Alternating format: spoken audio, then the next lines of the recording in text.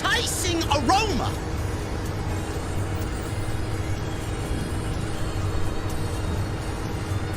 No, it ain't Jesse's Tacos, man. What is that? I'm not even at the venue yet, man. I smell it like a couple of miles away. What is it? Oh, it's TK cooking. That's what it is. Man, oh man, did AEW cook something fierce tonight, man. Holy shit.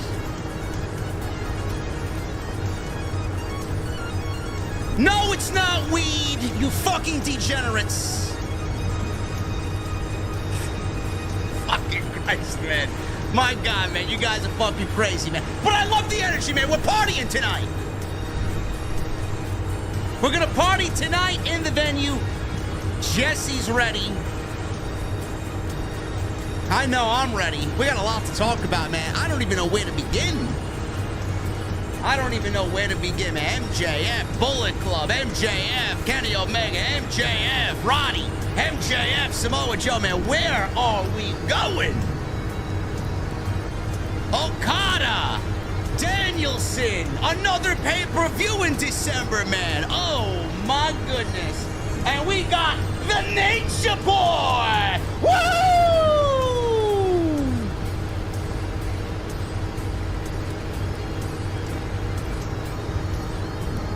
We're going to the OTS venue, ladies and gentlemen. I got my cold beverage ready to go. Hopefully you guys got yours as well. And when I get there, I got one question for you on this Wednesday night. What the fuck are you guys drinking? See you over there.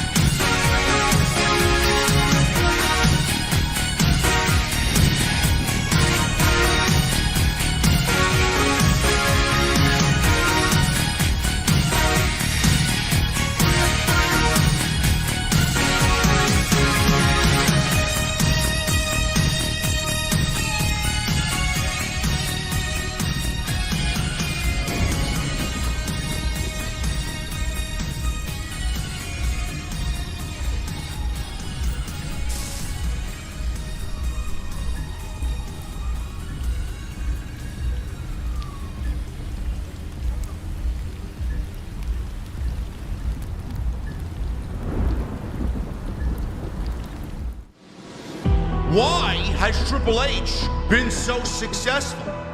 Why is Triple H running WWE better than Vince McMahon and Bruce Pritchard on Monday and Friday night? Long-term booking.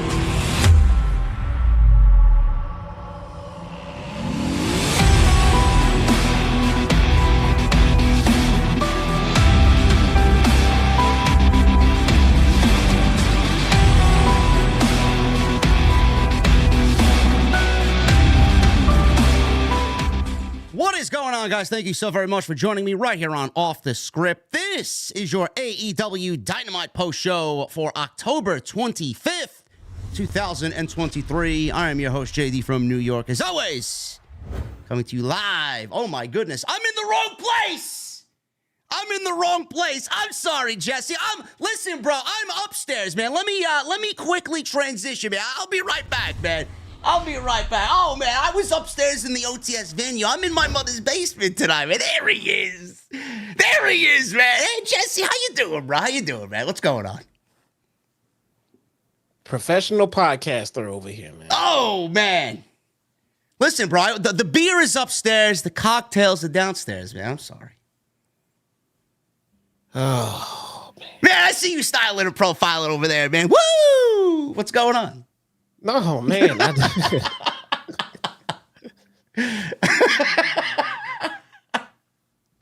Oh, man. It's fine. It's fine. It's fine. I've always said that they treat their legends very well. That's fine. I know. Listen. We're not going to be shit talking Ric Flair tonight, man. It was a very innocent segment. Okay? Yeah. We'll get into it. But in all seriousness, I am joined by the Chi-Town Smart himself, Jesse, here on Wednesday nights. As always, my partner in crime on Wednesdays for AEW. Man, tonight was a great show. I thought Tony Khan was cooking something fierce tonight in the kitchen. I thought what they did tonight was probably, I would say, a top 5 Dynamite in 2023. You know, we say that quite often. Yeah. No? Yeah, we do. You know, I got a feeling at the end of the year, we went back and rated all the Dynamites. I don't know if this will be number 1. No. It's going to be nowhere near the bottom either. No. But what they did tonight, it was, in my honest opinion, I said this online, and we'll get into the top stories tonight with MJF, and you know, Jesse and I have documented MJF's happenings over the last several weeks. I love the fact that they have their world champion, the face of the company, in so many different aspects of the show, and that did not stop tonight. I thought that first half an hour tonight, if you guys watch Dynamite, was a very strategic, a very upfront and focused 30 minutes, highlighted obviously by the MJF and Juice Robinson match for the Dynamite Diamond Ring. And we go from Bullet Club to the Acclaimed to Kenny Omega and MJF having that stare down with a huge announcement for Saturday night's Collision. Kenny Omega will challenge MJF for the AEW World Championship.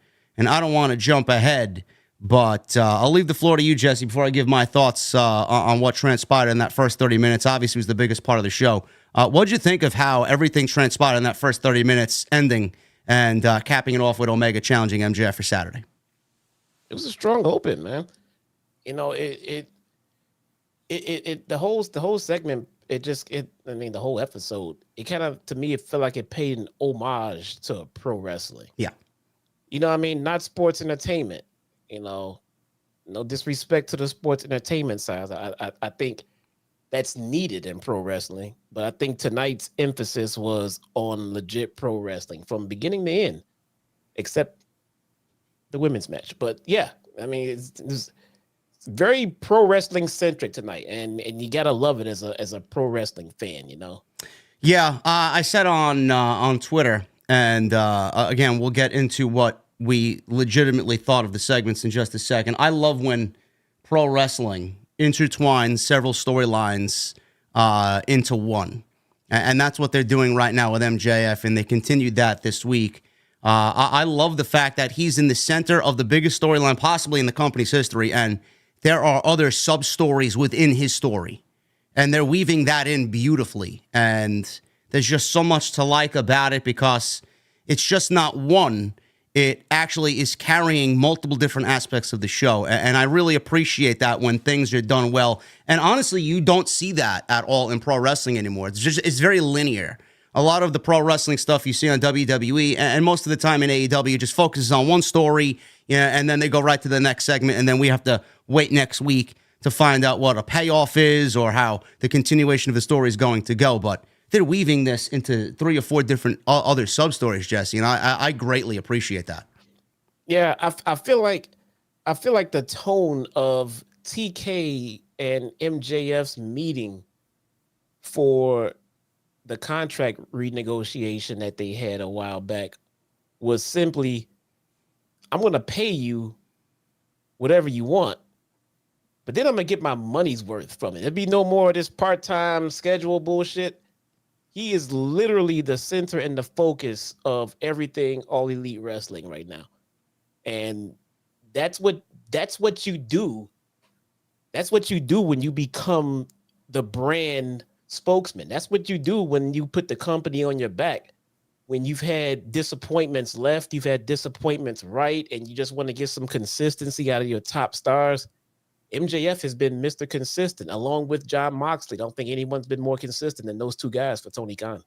Yeah, that's it's a good way to look at it, and I'm not going to complain when MJF's on my TV. And in this aspect, he's in a lot of different situations on TV. So I'm not going to complain about that at all. But he's definitely Tony Khan getting his money's worth with MJF.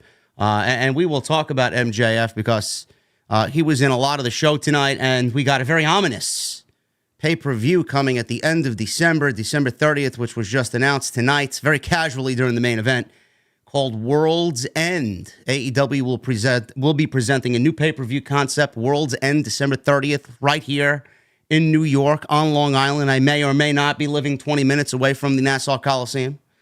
I may be there. I don't know. We'll figure that out. Jesse may actually be spending some time at the house over here, man. You coming to New York? Hey, man, I thought about going out that way for the show. Real close to New Year's Eve, though, man. I know. That's the only down part about it. But we got a little bit of time to talk about it. We're going to get into that.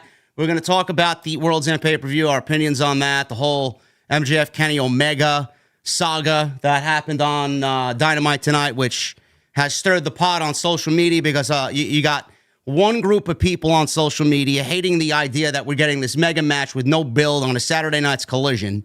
And then you got people like me who actually love what they're doing with MJF and Kenny Omega. We'll get into that discussion. I got a lot to say about that. Ric Flair made his AEW Dynamite debut tonight, and he is in the ring with Sting. He was apparently, Jesse, the gift of Tony Khan's to Sting. If that's a gift, Jesse, I don't want Tony Khan buying me any birthday gifts. Bro, it's the gift that keeps on giving. Have you ever seen the helicopter, bro? Oh, man.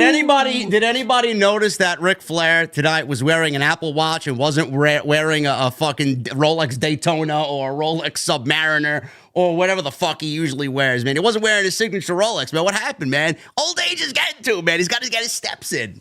Hey, man, you want to leave it at home. You can't go everywhere with it, man. What are you doing? Why not? Why not? You can't wear your Rolex everywhere. You don't have a smartwatch? I don't wear watches. Me either. You know what my watch is? My phone.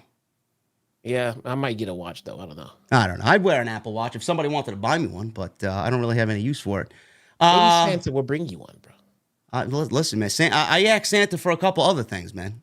Don't you work out every day?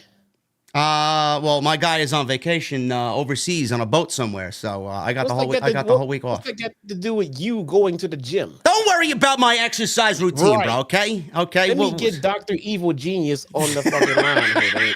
You can't go work out because he's on vacation. He's probably listen. I'm taking the week off. Do you fucking mind? Yeah, I do. You want to be my trainer? No, take your ass to the gym. You're not training me. Yeah, well, I'll hit him up next week. He's away, man. When the cat is away, the mice will play. Okay, that's the way I think about it. Oh. Even though I'm taking care of myself, man, I eat very well. All right, we're gonna eat well tonight. We're gonna talk about pro wrestling tonight, and we're gonna get into all this right here. Show tonight is sponsored by my great friends over at Factor. I know you guys are lazy, and speaking of working out, man, seriously, when you guys want a nice, nutritious meal, Factor is going to get you covered. You guys are going to use promo code JDfromNY50 to save 50% off your first box. I left you guys a link in the comments section right here in the live stream, pinned at the top. Go check it out. I've been using Factor for the last week and a half, 2 weeks. I think it's great, man. When you're lazy, when Jesse's playing his Destiny sessions and he doesn't want to get up and cook anything, and be productive, he could just take a Factor meal, pop it in the oven, pop it in the microwave, and you'd be good to go. This guy literally just told us that he has not been to the gym in a week. And then, in the same breath, called us lazy. That doesn't mean I'm not working out, man. What are you doing? Jumping jacks with your fucking cat in the background? Push-ups, sit-ups. I go for long walks to Starbucks to get myself a pumpkin spice latte. And get all those calories right back. Bro, cold brew is 30 calories. What are you talking about? How many calories you think you burn walking to Starbucks, bro? I don't know, 100? Really? Yeah, I got 70 left over. Do you mind? Jesus fucking. This guy's busting my balls tonight, man. Listen, we're gonna get into everything you guys need to tonight. Follow us on social media at JDfromNY206. Twitter, Instagram, TikTok, and Cameo. Follow Jesse at Chi-Town Smark. Jesse, you were at Bound for Glory, man. How the fuck was that, man? I heard nothing but great things about Bound for Glory. Really? I couldn't tell by your post and comments about TNA/Impact. That doesn't mean I didn't think it was a good show, man. Don't worry, chat. We're gonna get into that later on in the show. Oh God. There's plenty of people watching us tonight, waiting for me to respond to your comments about Impact Wrestling. What did I say? I didn't even say anything. Move on with the show. I didn't even say anything. This guy's smirking up. What did I say? I didn't even say anything. Good thing for you. Everything's documented on YouTube, man. Oh, yeah. All right. I'll double down on what I said. I'm not going to take anything back. You need your best friend, bro, on Thursday nights. That's who you need. We'll get into it. Oh, yeah. Listen, guys, hit that subscribe button as well. Turn on the bell for notifications. Hit that thumbs up. Shot for 1,000 likes on tonight's AEW Dynamite post right here on OTS. We got content that went out yesterday, content that went out today. Extras. Go check it out. WWE announced Bash in Berlin today. I gave my thoughts and opinions on that. Endeavor. It's got some rumblings going on behind the scenes on the business side of things. We talk about that as well. And Will Ospreay and CM Punk potentially being courted by Scott D'Amore and Impact Wrestling. So those were the last two videos that we put out. We put some content out on the second channel as well. Go check that out today. Link is in the description below. And we got some more content as well going out tomorrow. I took your hottest wrestling takes.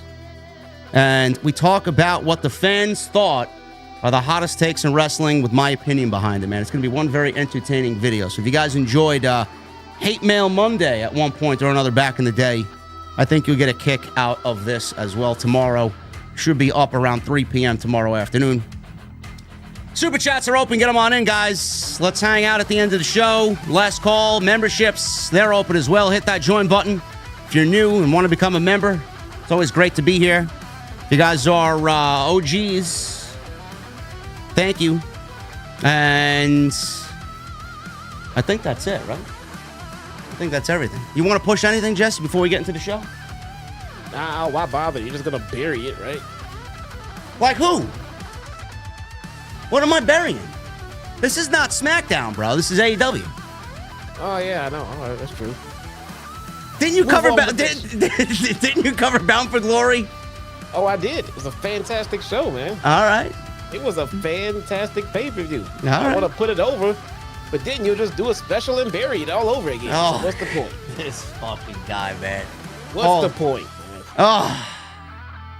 Jesse's becoming an Impact elitist over here, folks, right before our very eyes. No. He's transforming into one of the geeks. You are without a doubt becoming an AEW/WWE elitist and don't even fucking realize it, man. What are you talking about, bro? Let's get into it. What is bad about Impact? What is crowd size? What is bad about Impact? I don't know, man. I have nothing bad to say, honestly, about Impact. I mean, they got a great roster. Really? Probably got the... Yes. The roster is fucking great. I have nothing bad to say about the roster. They got the best women's division in all of North America. I've said that time and time and time again. Let me pull up some of your videos here. Hold on. You know what my problem is with Impact, bro? They don't try. They don't try. They don't try. What do you mean? Try? What are they not trying hard enough? Just like AEW, man. Tony Khan settles into this, hardcore fan. He's not really pushing the envelope to try and generate the casual audience and get the casual fan, which I appreciate. But at some point, you're gonna have to grow. Impact has kind of settled into this little niche, and they're happy with their 80,000 viewers on Access, bro. Okay, I see. You're just kind of just rambling. I see people saying the production value. Yes, that's amazing because the production value was on par and the exact same as NXT Black and Gold was, which we enjoyed just traditionally. So why was that so great, but Impact is not? They were not on par with Black and Gold. The production value yes, they were. Don't forget, you're talking to somebody who watched both, so I know. Oh, I know.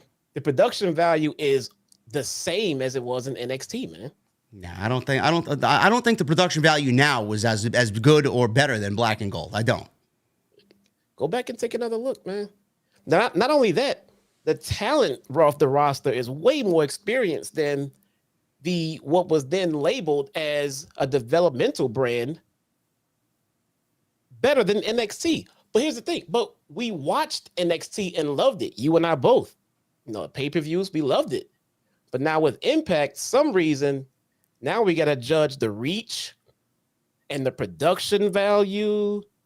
And we get guys like Will Ospreay out there cutting just passionate promos about wrestling at Wembley, and then in the same breath, wrestling at Impact. And why? Because he loves pro wrestling. You're better than Will Ospreay at that level? Nobody's better than Will Ospreay. So why is Impact good enough for him, but not for you? Because I said this in the video, and I'm going to repeat it again right now. They have done nothing to change. In what way?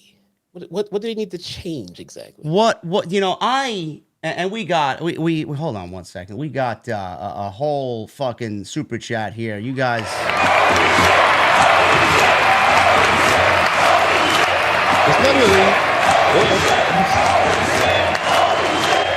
Well, let me shout him out. Tyler Marine with a $100 super chat. Thank you, brother. I really appreciate you very, very much. Thank you for your generosity here on OTS. I said this in the video, and I'm going to say it now here. They haven't done anything to change it, and it brings me great joy to watch people freak out over absolutely nothing. Now, I know you said that the name change, TNA, is synonymous with memories, and people find it to be important. Okay. So, I mean, as I'm hearing, I mean, not to me. Okay, I'm glad you said that. But the whole reason for me, and I don't want to make this an Impact, discussion here on an AEW show, but the name change from Impact to TNA, I mean, to me, it feels like they're going backwards. Like TNA, there was a lot of negative connotation that came with TNA, and there's a lot of bad that happened there with Russo and Dixie Carter, and then the fucking Bischoff Hogan thing, and all this other garbage that happened there.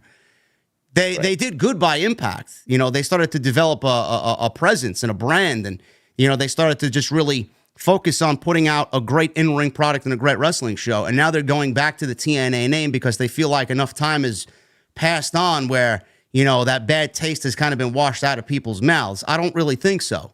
So with the name change from Impact, you're going from good graces and goodwill to something that has a negative feeling around it, even though Scott D'Amore is probably going to say otherwise.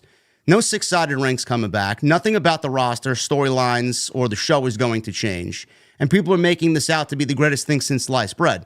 So my reservations on it were, all right, what else is going to change besides the name? If nothing else is going to change, it's still the same fucking product with different initials.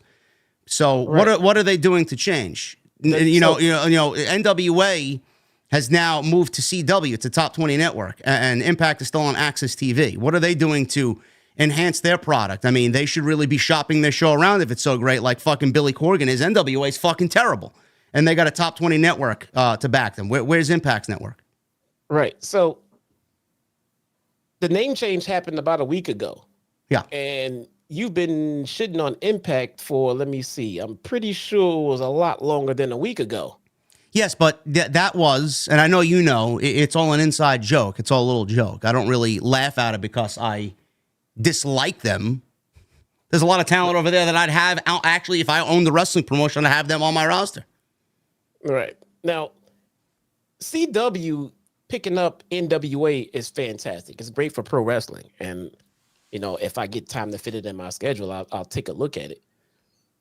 That doesn't make it better than Impact, just because it's on CW. Now, yes, but Billy Corgan is changing, bro. He's changing. Evolving. What? He's evolving. He's trying to grow the brand. I honestly could not right now tell you, to save my life with confidence, one single talent on the NWA roster. EC3.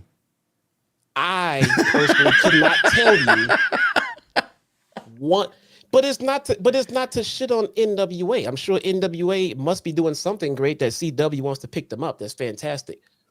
As far as the business end and why Impact is not on this network or that network, I couldn't tell you why, but I can tell you that there is fantastic pro wrestling going on right now on Impact. And if there wasn't, I wouldn't be sitting here saying it. You know me, I'd be sitting there calling it trash. I know that they're doing great pro wrestling, and not even be covering it.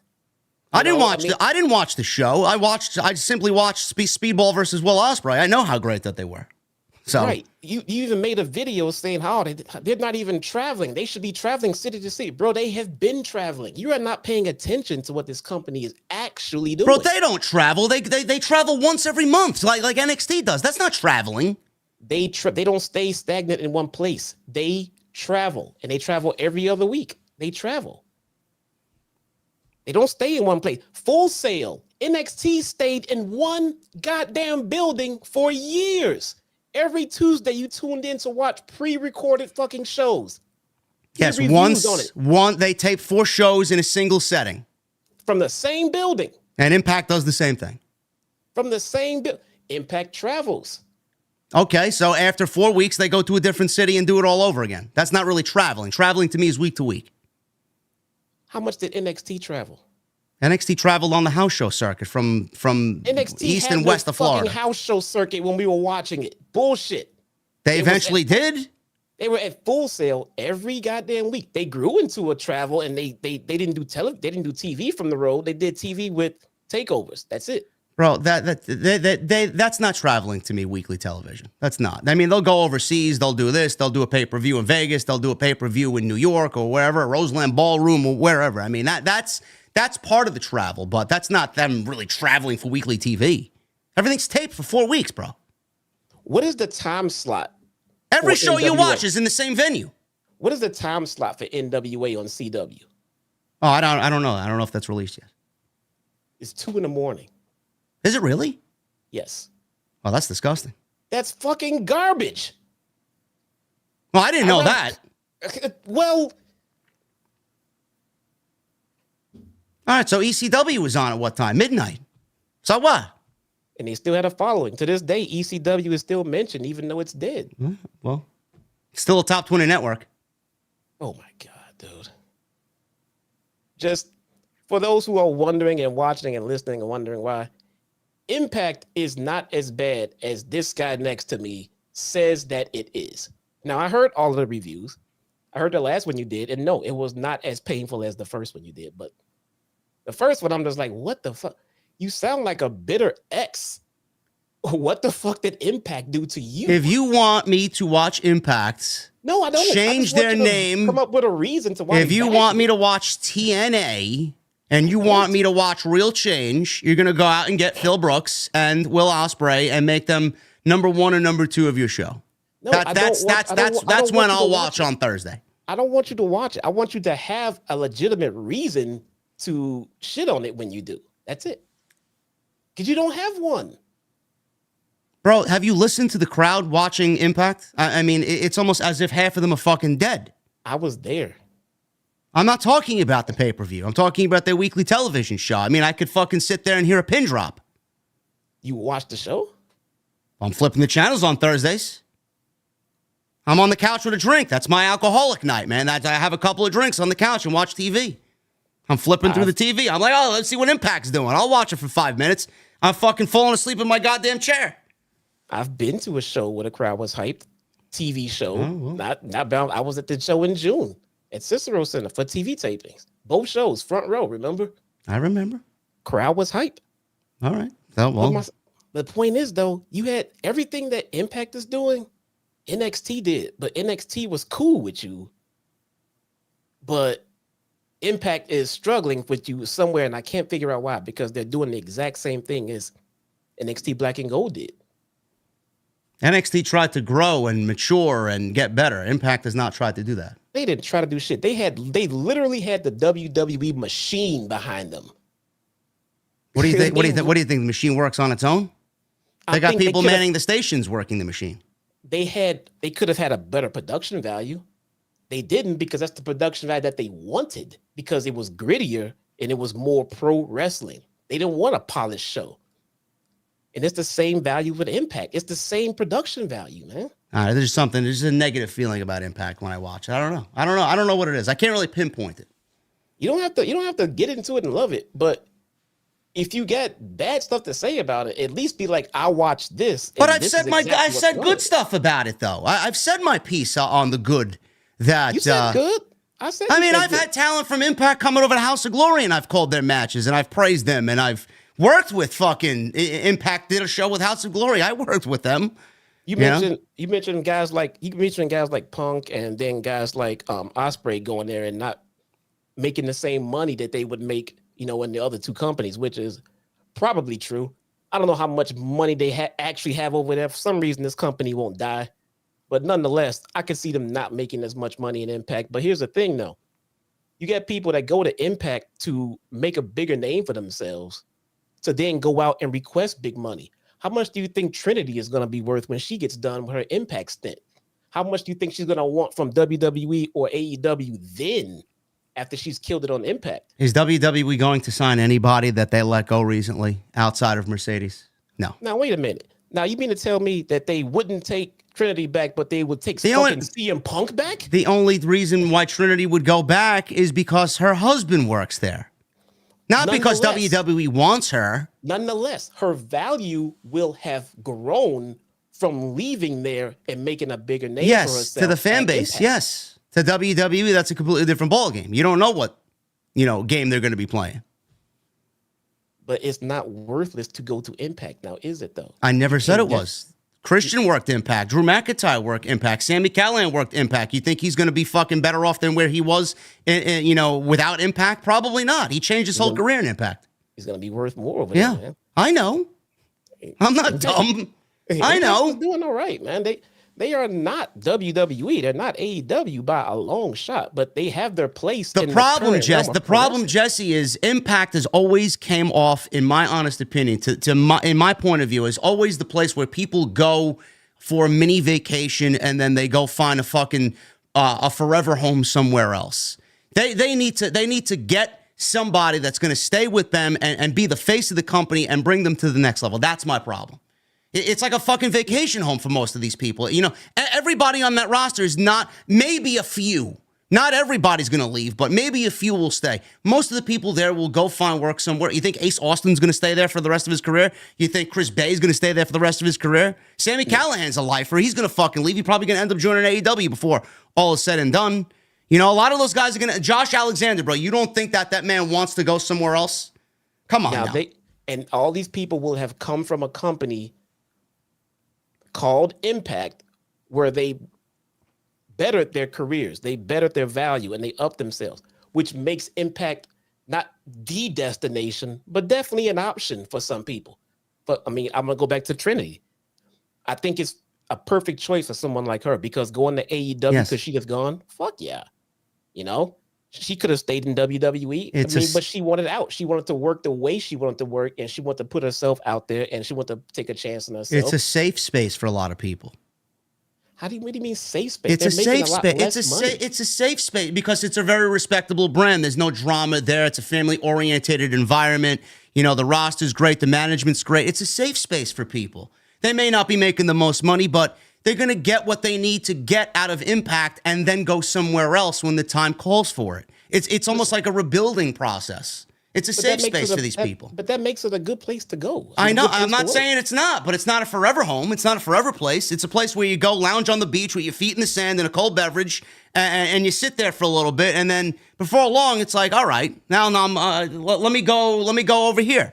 Let me go into the pool. Let me go to another fucking hotel somewhere in the area. It's not a forever place.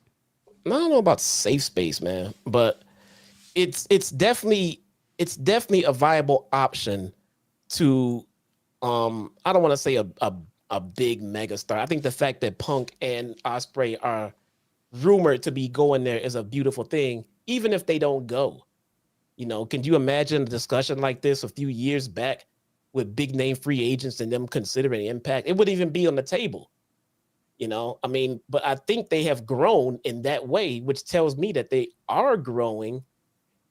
It takes steps, man. It's not gonna be as linear as it is for a billionaire coming into the business. I mean, it's not. I'm laughing at Cake. He says it's a wrestling Airbnb. It's exactly what it is. It's exactly what Impact is, man. Beautifully said, Cake. It's a wrestling Airbnb. Everybody goes there, but Jay White was there.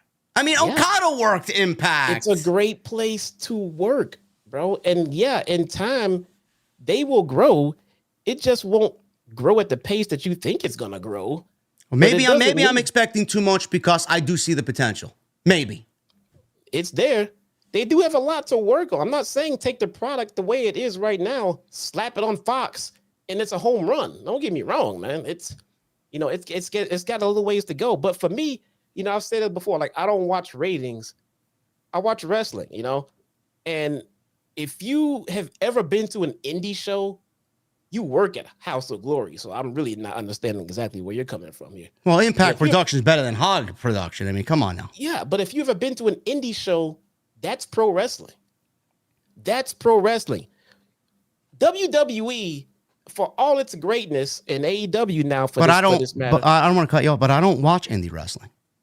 I actually hate indie wrestling because of how low budget it looks. Like I think indie wrestling is the lifeblood of the business, but will I watch indie wrestling? No, I can't. You don't have to. Because I expect something. It's like me going to a fucking rinky-dink diner in the middle of nowhere expecting like, oh my God, I'm going to have the best cheeseburger of my entire life. No, I'm not. Well, the best steak dinner of my entire life. No, I'm not. You can't go to every restaurant and expect the best. You have to expect what you're going to get and expect what you're supposed to get. You can't. My point is, man, I'm not going to go to a rinky-dink restaurant. You only go to 5-star restaurants? I only eat where the food is good, yes. Okay. Yes. I only eat where the food is good. I'm not going to rinky-dink fucking low-budget restaurants. No. You've never been to a fast food joint? Of course I have. Who hasn't? Am I going to a fast food joint now? Am I going to a fast food joint now at 41 years old? No, bro. My tastes are a little better than fucking fast food now. Come on. And my taste in pro wrestling are a lot better at 41 years old, bro. We should be expecting, we should be wanting things to be better because we see the potential in it. That's all I'm saying. I'm not eating at McDonald's expecting a fucking, home-cooked Italian meal. I mean, come on now. Right. But you have to eat there to find out if the food is good or not. And we have, and it sucks. Right. But Impact does not suck. I'm not saying it is. I'm saying it's the rinky-dink diner where you get a fucking generic cheeseburger and you accept it because it's okay. Nah, it's not okay. The wrestling is not with the fucking fries that are too yellow, man. There's no crisp to the fries. They're fucking soggy. Yeah. It is not just okay. The wrestling is fantastic. And you get one pickle instead of two on the fucking side of the plate. Where's the coleslaw and the pickle? You didn't even give me the fucking pickle.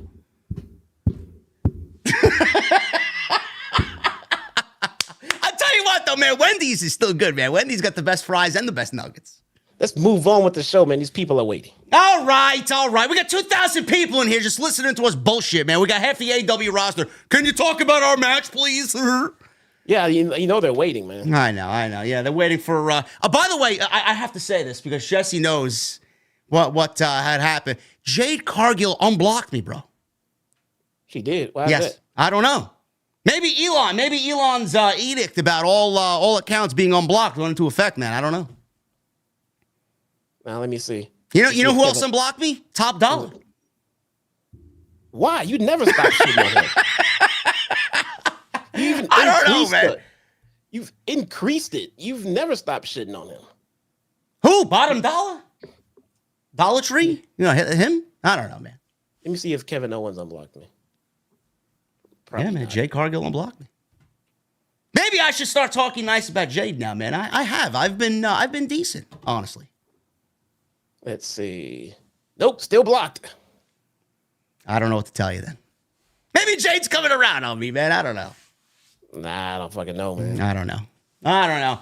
Anyway, we're gonna get into Dynamite. I want to start with the MJF and Juice Robinson match. That's what really opened the show here. It was the first thing that kicked off tonight's festivities.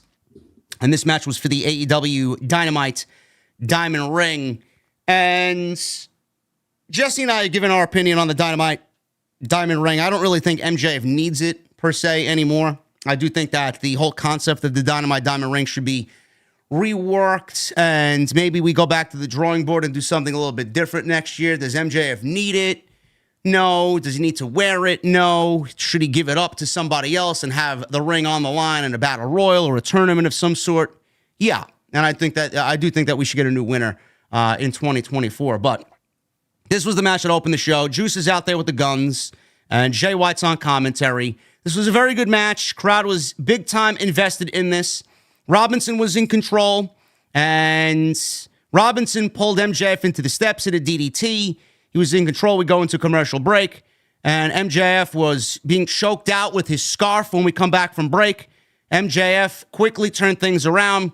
He got caught by the referee, Bryce Remsburg, and MJF started firing up with some corner punches, biting Juice Robinson in the head, and then he signaled for the kangaroo kick. He did connect it. He did his little Ultimate Warrior spot there on the ropes. MJF was, I don't know if he was bleeding from the mouth or if that was Juice's blood. I think that was Juice's blood because he bit him, and Juice was bleeding earlier in the match, which looked kind of nasty. So MJF runs the ropes. The guns trip him up behind the referee's back, and this allowed Robinson to hit a double axe kick to MJF. So that was a 2 count.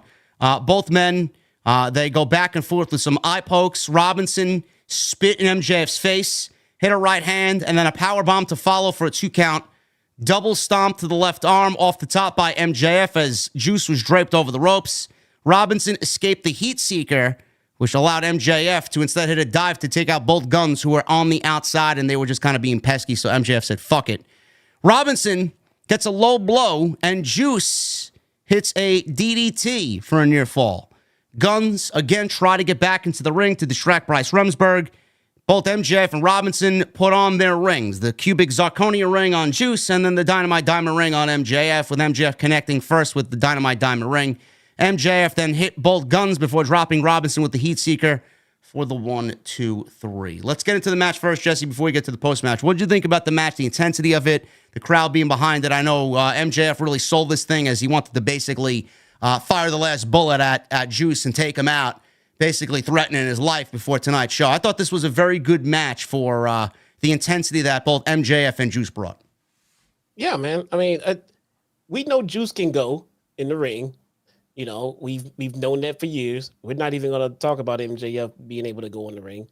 You know, for me, every time I see Max in the ring now, it's just more about how much more can he put this babyface turn over, you know, and somehow he continues to do it. You know, it is a weird paradox in the dynamic that is babyface, heel, and even tweener, man. It's not even that. It's just this weird fourth fucking dimension. I don't understand it at all. I mean, by all accounts, you know, and everything else, this guy should be a heel, you know, but he's not, you know, but he doesn't really play both sides. He's trying to play babyface, but everyone can see through him that he's a dick, and they just play along with it. It's like knowing that pro wrestling is not 100% real and playing along with it. Like, I'll go along with this, sure. It's kind of fun. I like this, you know. I mean, it's kind of like that. We know he's not a babyface. We know that deep down he's a dick, but we're just gonna accept him for it and let him continue to fake it. We'll fake along with him, you know. I mean, it's this weird ride that MJF has taken us on in regards to his character, and I'm here for it. So, again, the guy goes out there and sells a kangaroo kick, you know, for a fucking finish. I mean, who does this? I mean, he's working with some of the most simplistic things a pro wrestler can do. A body slam, he gets it over. A suplex, he gets it over. A fucking eye poke, he gets it over. Yeah. I mean, those are heel moves. An eye poke or a back rake or biting somebody in the fucking forehead. Those are all heel moves. So it is like a weird paradox. We're living in some fucking alternate dimension where MJF, even the pre-match promo was a very heel-like MJF promo because he got very animated. Yes. So we're seeing a lot of the tendencies of MJF heel, but people are loving it because he is the people scumbag. And yeah, I love it. And this is what we've talked about for months now, you know, leading up to this and leading through the whole Cole match at Wembley. You know, MJF is going to be pushed to, you know, an instance where he's going to be that tweener. He's going to be that MJF that we loved as a heel, but come off as a babyface and the fans are going to be very sympathetic towards him because of his story and what he's been going through. This is all his storyline arc, and that's what we're leading to, and I love that. I wouldn't change that for anything right now with him. Yeah. I remember sitting here and saying that he could never be a babyface. He's always going to be a heel. I don't want to see it. And he is proving all of that wrong. It's interesting to see where this goes, and whenever, eventually there's going to be some big shift. There's going to be some big turn. Something has to turn. I'm thinking it was supposed to be Adam Cole, and then maybe he would have even have turned by now at this point, if not for the injury. But it seems like he can still carry this on for as long as he needs to, man. The guy can be whatever you need him to be. It feels like he's also proven to Tony Khan that you didn't just buy your top heel. You just bought your top whatever you need me to be. I can be your top babyface. I can be your top fucking heel.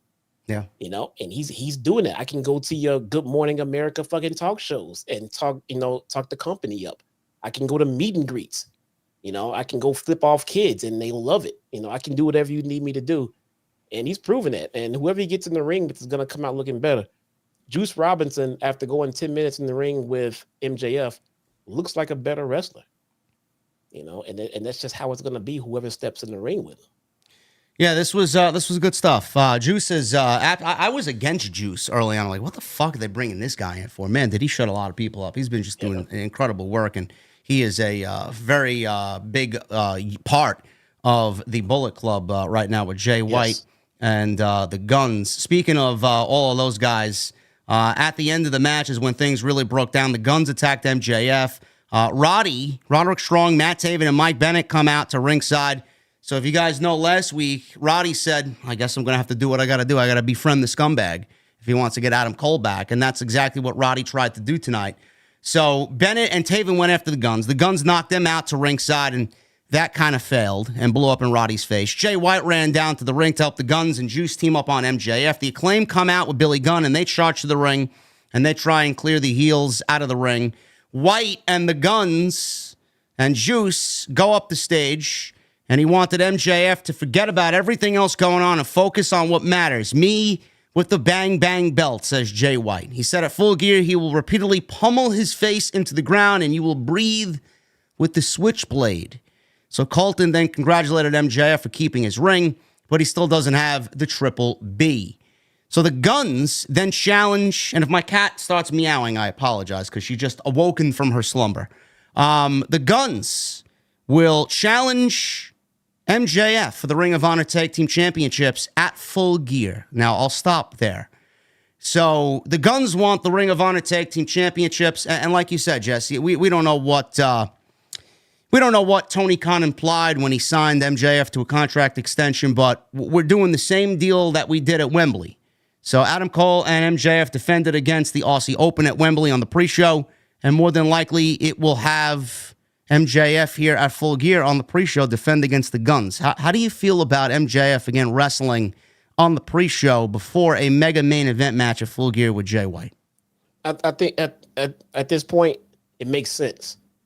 It makes sense. It didn't make sense the first time around it happened.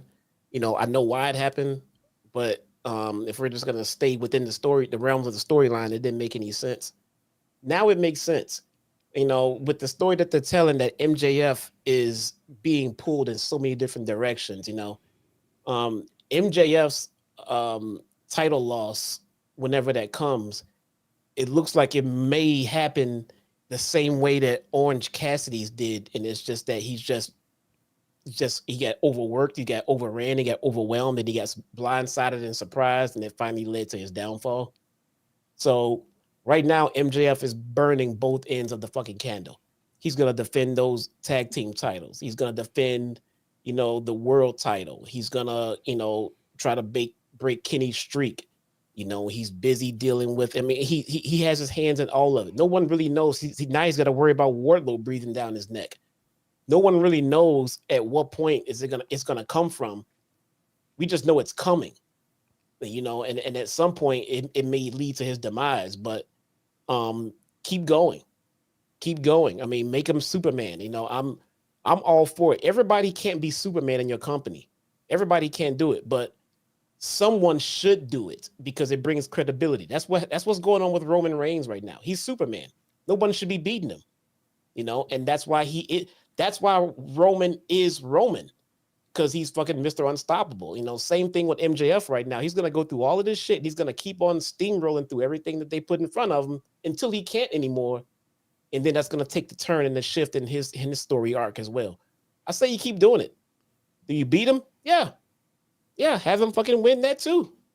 Just keep prolonging this shit to Adam Cole come back, and you can continue the story the way you actually want it to. So you're having MJF beat the Guns at Full Gear? Yeah, they're fucking even with the Bullet Club out there, him being outnumbered 4-on-1, and that's not the Aussie Open, bro. I mean, that's not. Didn't you just see him make friends with Joe, and then you get the Acclaim? He got people that can come in and help his situation at times. It don't have to be a clean victory every time. I know it wasn't a clean victory against the Righteous at the last pay-per-view. Yeah. He cheated to win. He did whatever he had to do to keep the titles because he made a promise to Adam Cole that when you come back, I'm going to have this title waiting for you when you do. Exactly. That's how he's going to win Saturday against Omega. Fucking Don Callis and them's going to come in and help that shit. We'll get to that in a little bit. Yeah, I like it. I like it myself. So that was a very good explanation there, and I don't really mind it. The Ass Boys chant was started by Philadelphia.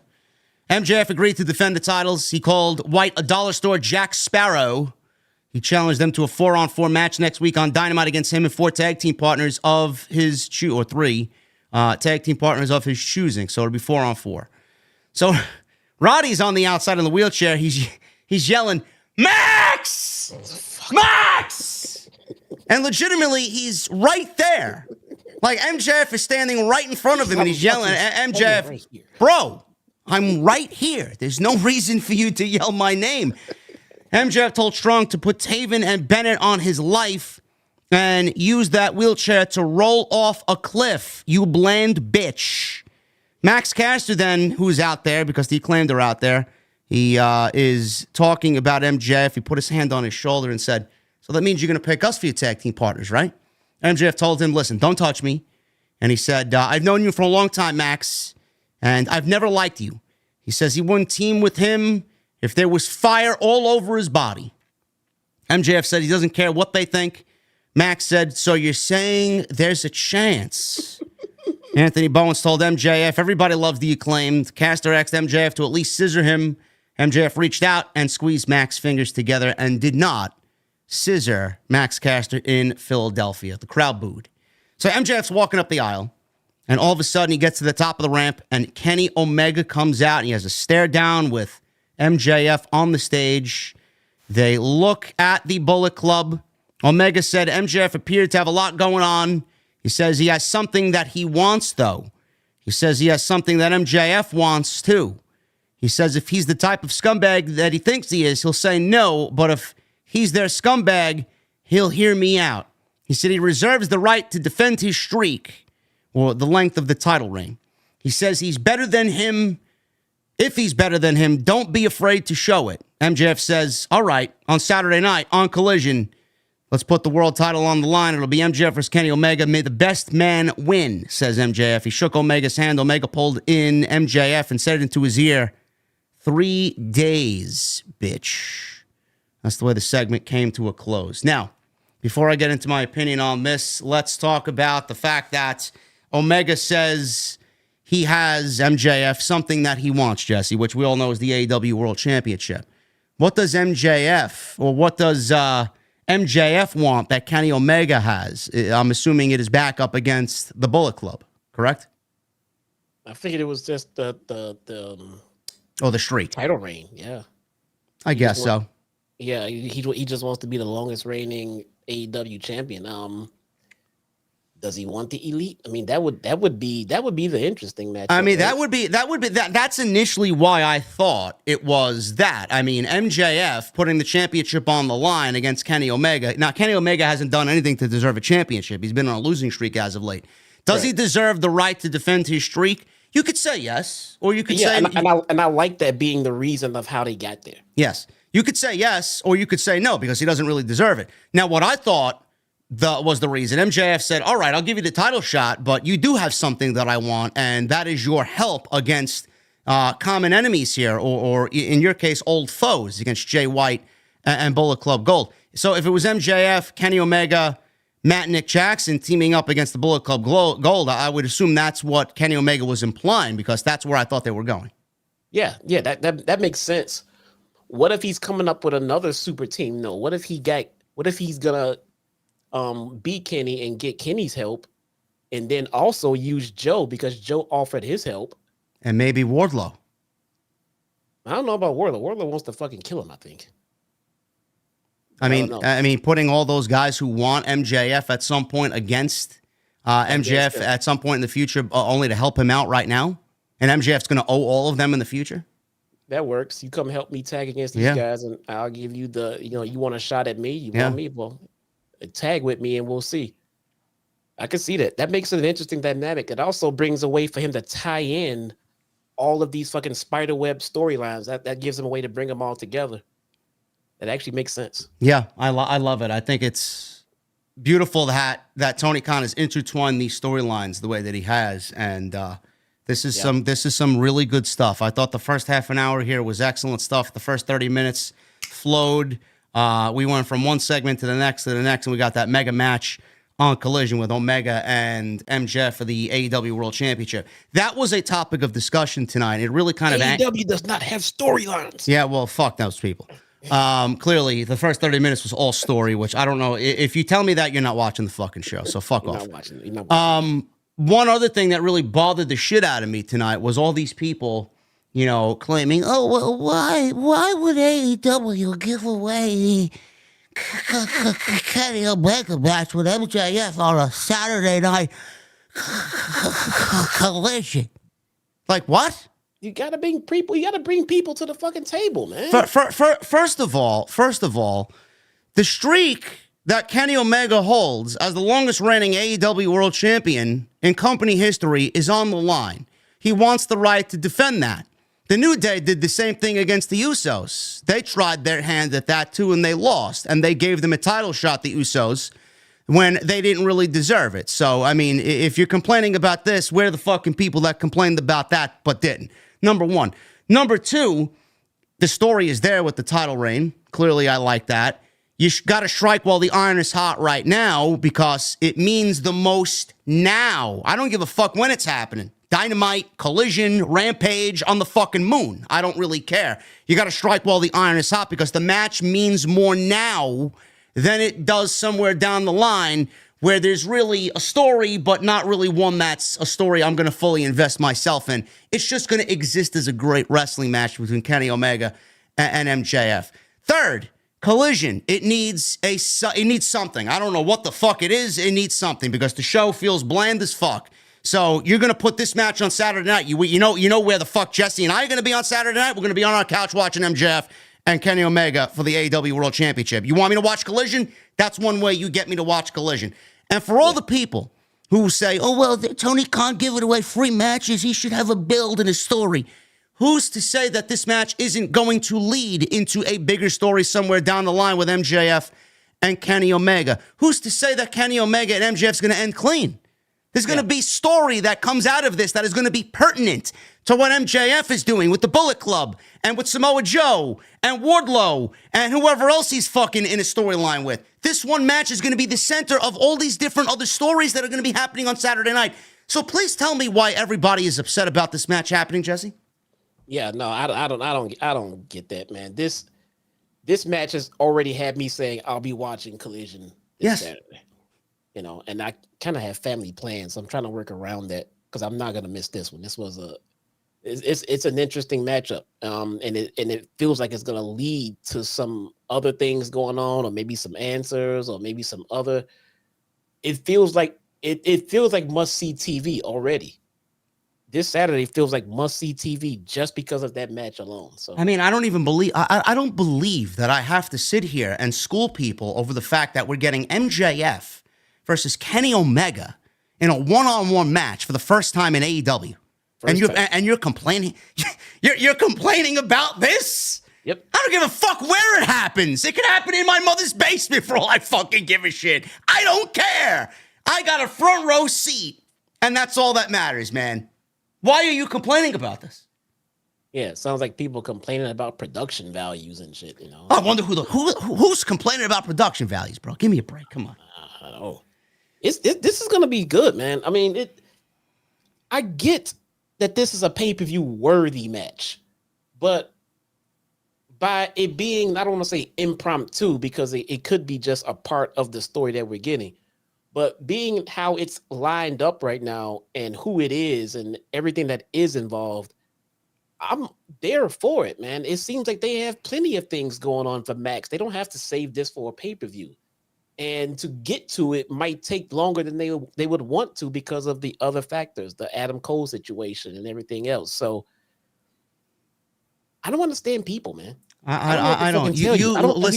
Listen. You don't think MJF, Kenny Omega, Tony Khan, and whoever else is fucking on Tony Khan's team, you don't think that they're already thinking about a future second match with the outcome that's going to happen on Saturday night?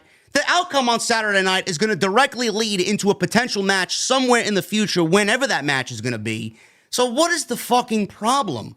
So I don't really understand you people. It's not going to end clean. MJF is not losing the fucking championship before an announced match with Jay White at Full Gear. Kenny Omega is not going to be the world champion because he's already involved in a program with Don Callis and whatever else is going on there. Come on, people. Wisen up and smarten up. We get Bryan and Omega for free on TV. Did anybody complain about that? You want to know why nobody complained about that when it was over? Because it was probably the best moment in AEW history.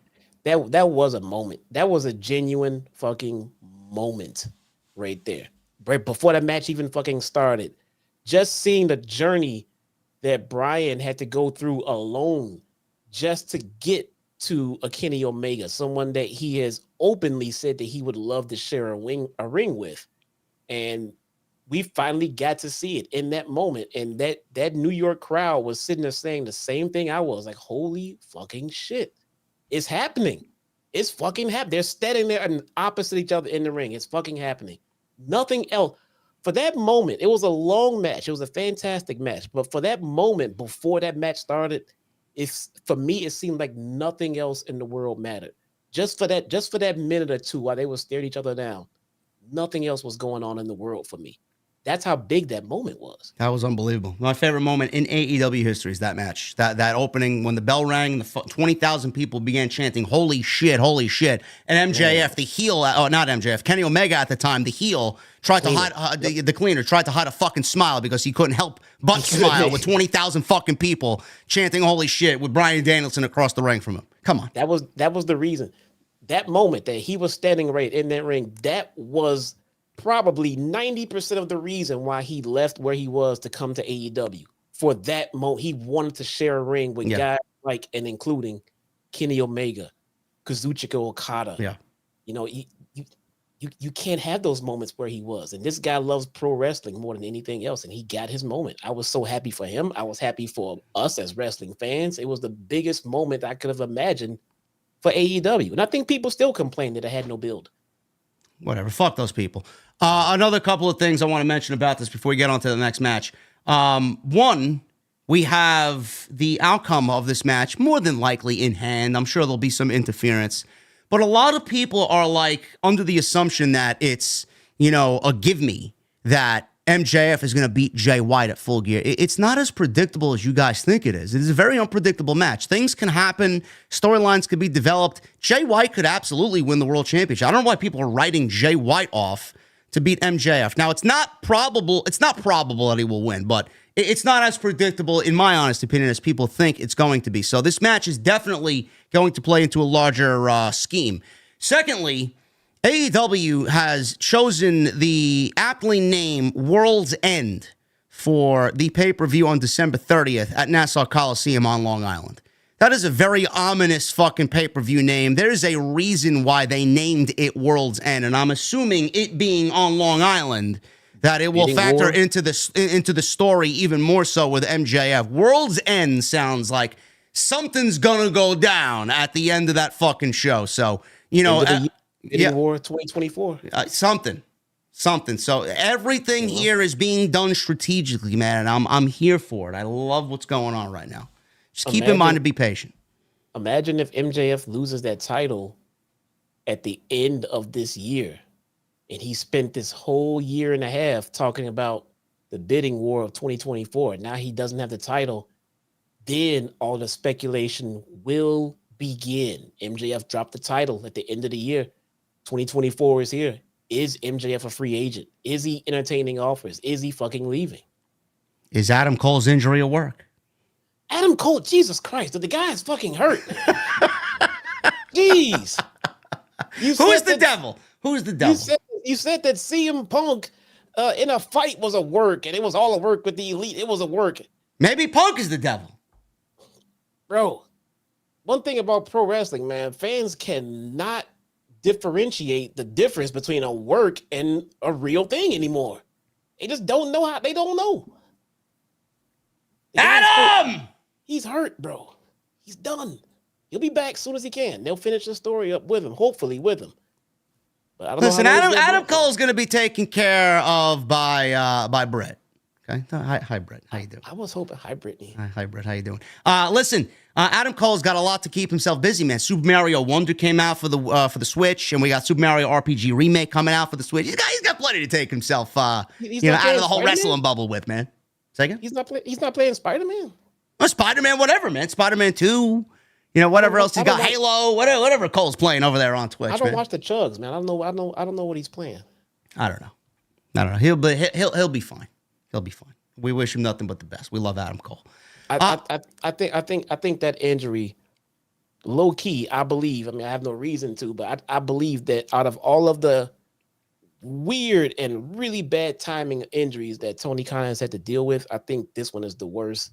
I think he has big plans for Adam Cole and MJF. Yeah. Well, whatever it is, hopefully he gets back quick and it's not as serious as they made it out to be, because it could be all smoke and mirrors, and they could be playing up behind the scenes that it's worse than it really is. So we'll figure that out when the time comes. But Wardlow, we're slowly figuring out, Jesse, what Wardlow is doing, and we got the man himself actually speaking in Philadelphia tonight, and he said that when he was gone, it wasn't because he's injured, but instead he went to a very dark place. He says he's been sitting at home watching the man he beat wrestle in the main event of the biggest show in company history, one of the biggest shows of all time in pro wrestling. And he said over the past year, he felt that the devil's claws dug deeper and deeper into his back, and there's nothing left for MJF to take away from him, so he is going to take everything away from MJF. He says it was very difficult watching how people all sympathize with MJF and how everybody's cheering MJF when Wardlow knows how dirty of an individual MJF really is at the end of the day. I'm glad that we finally got him speaking. I'm glad that we finally got some semblance of an explanation here.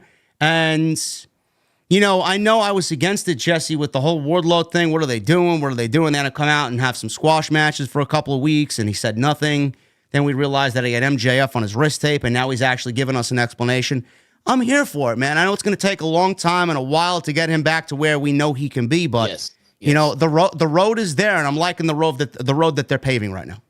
Yeah. I mean, I'm with you, man. They seem to have just ruined Wardlow for me. It's not beyond repair. Yeah. But I think the steps that they are taking to try to fix it, I think it works. I'm going to be honest here. His explanation was fine. It was great. It's what I expected. For me, I don't know. It felt like it would have been a little bit more intriguing to have said less. To just have said less. Left the little Easter eggs like the MJF on the wristband, and just have him say less but do. MJF is doing a promo. Have Wardlow in the background just watching. The same way like Triple H would do, when you get this action going on right here, and then there's a car wreck in the background. People are looking past the interview to see what's happening in the fucking background.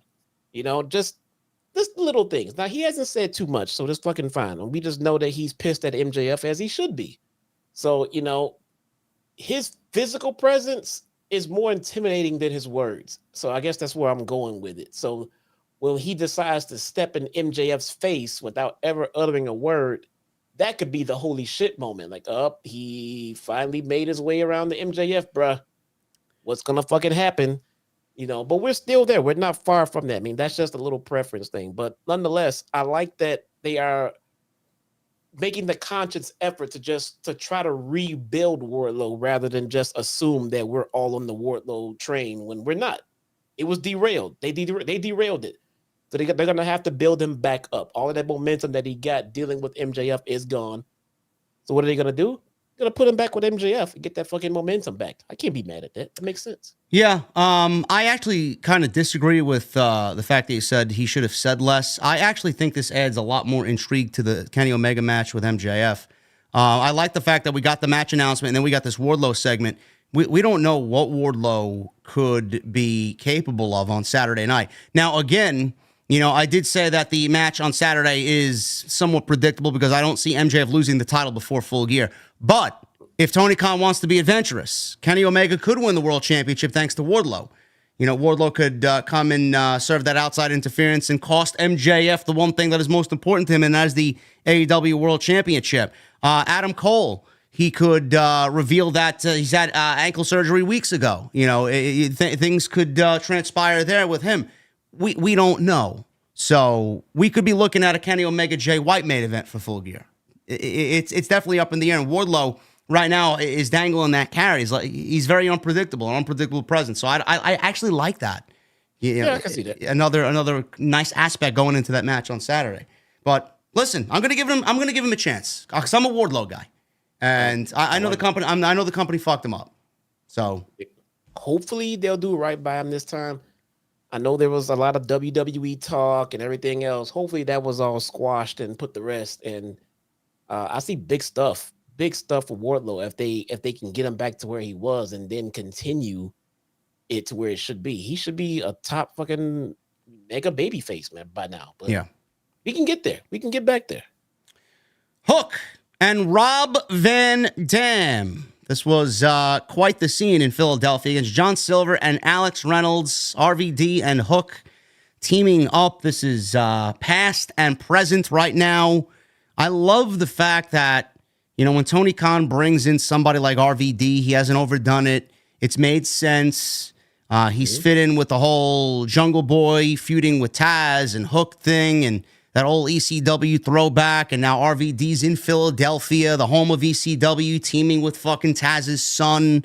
It's kind of a love letter to pro wrestling here with what Tony Khan's done with RVD. I haven't minded it, and, I said, I don't want to see RVD on a weekly basis, and I still stick to that, but, man, is he still fucking great, man. He is so good. Yeah. And he looks great. He looks great. On a regular basis. No, I don't. But he looks so fucking good out there, man. He looks good. Yeah. He looks really good. He looks. I tuned into, I forget which show it was, but I think it was Smack. I don't know, wherever Carlito is. SmackDown. And I text you about it. Fucking Carlito looks fucking great. He looks great, yeah. I know people say this a lot, but he seriously looks probably better than he did in his prime. Yeah. I mean, he looks great, and yeah, the same can be said for RVD. He looks fantastic, I don't want to see him every fucking week. No.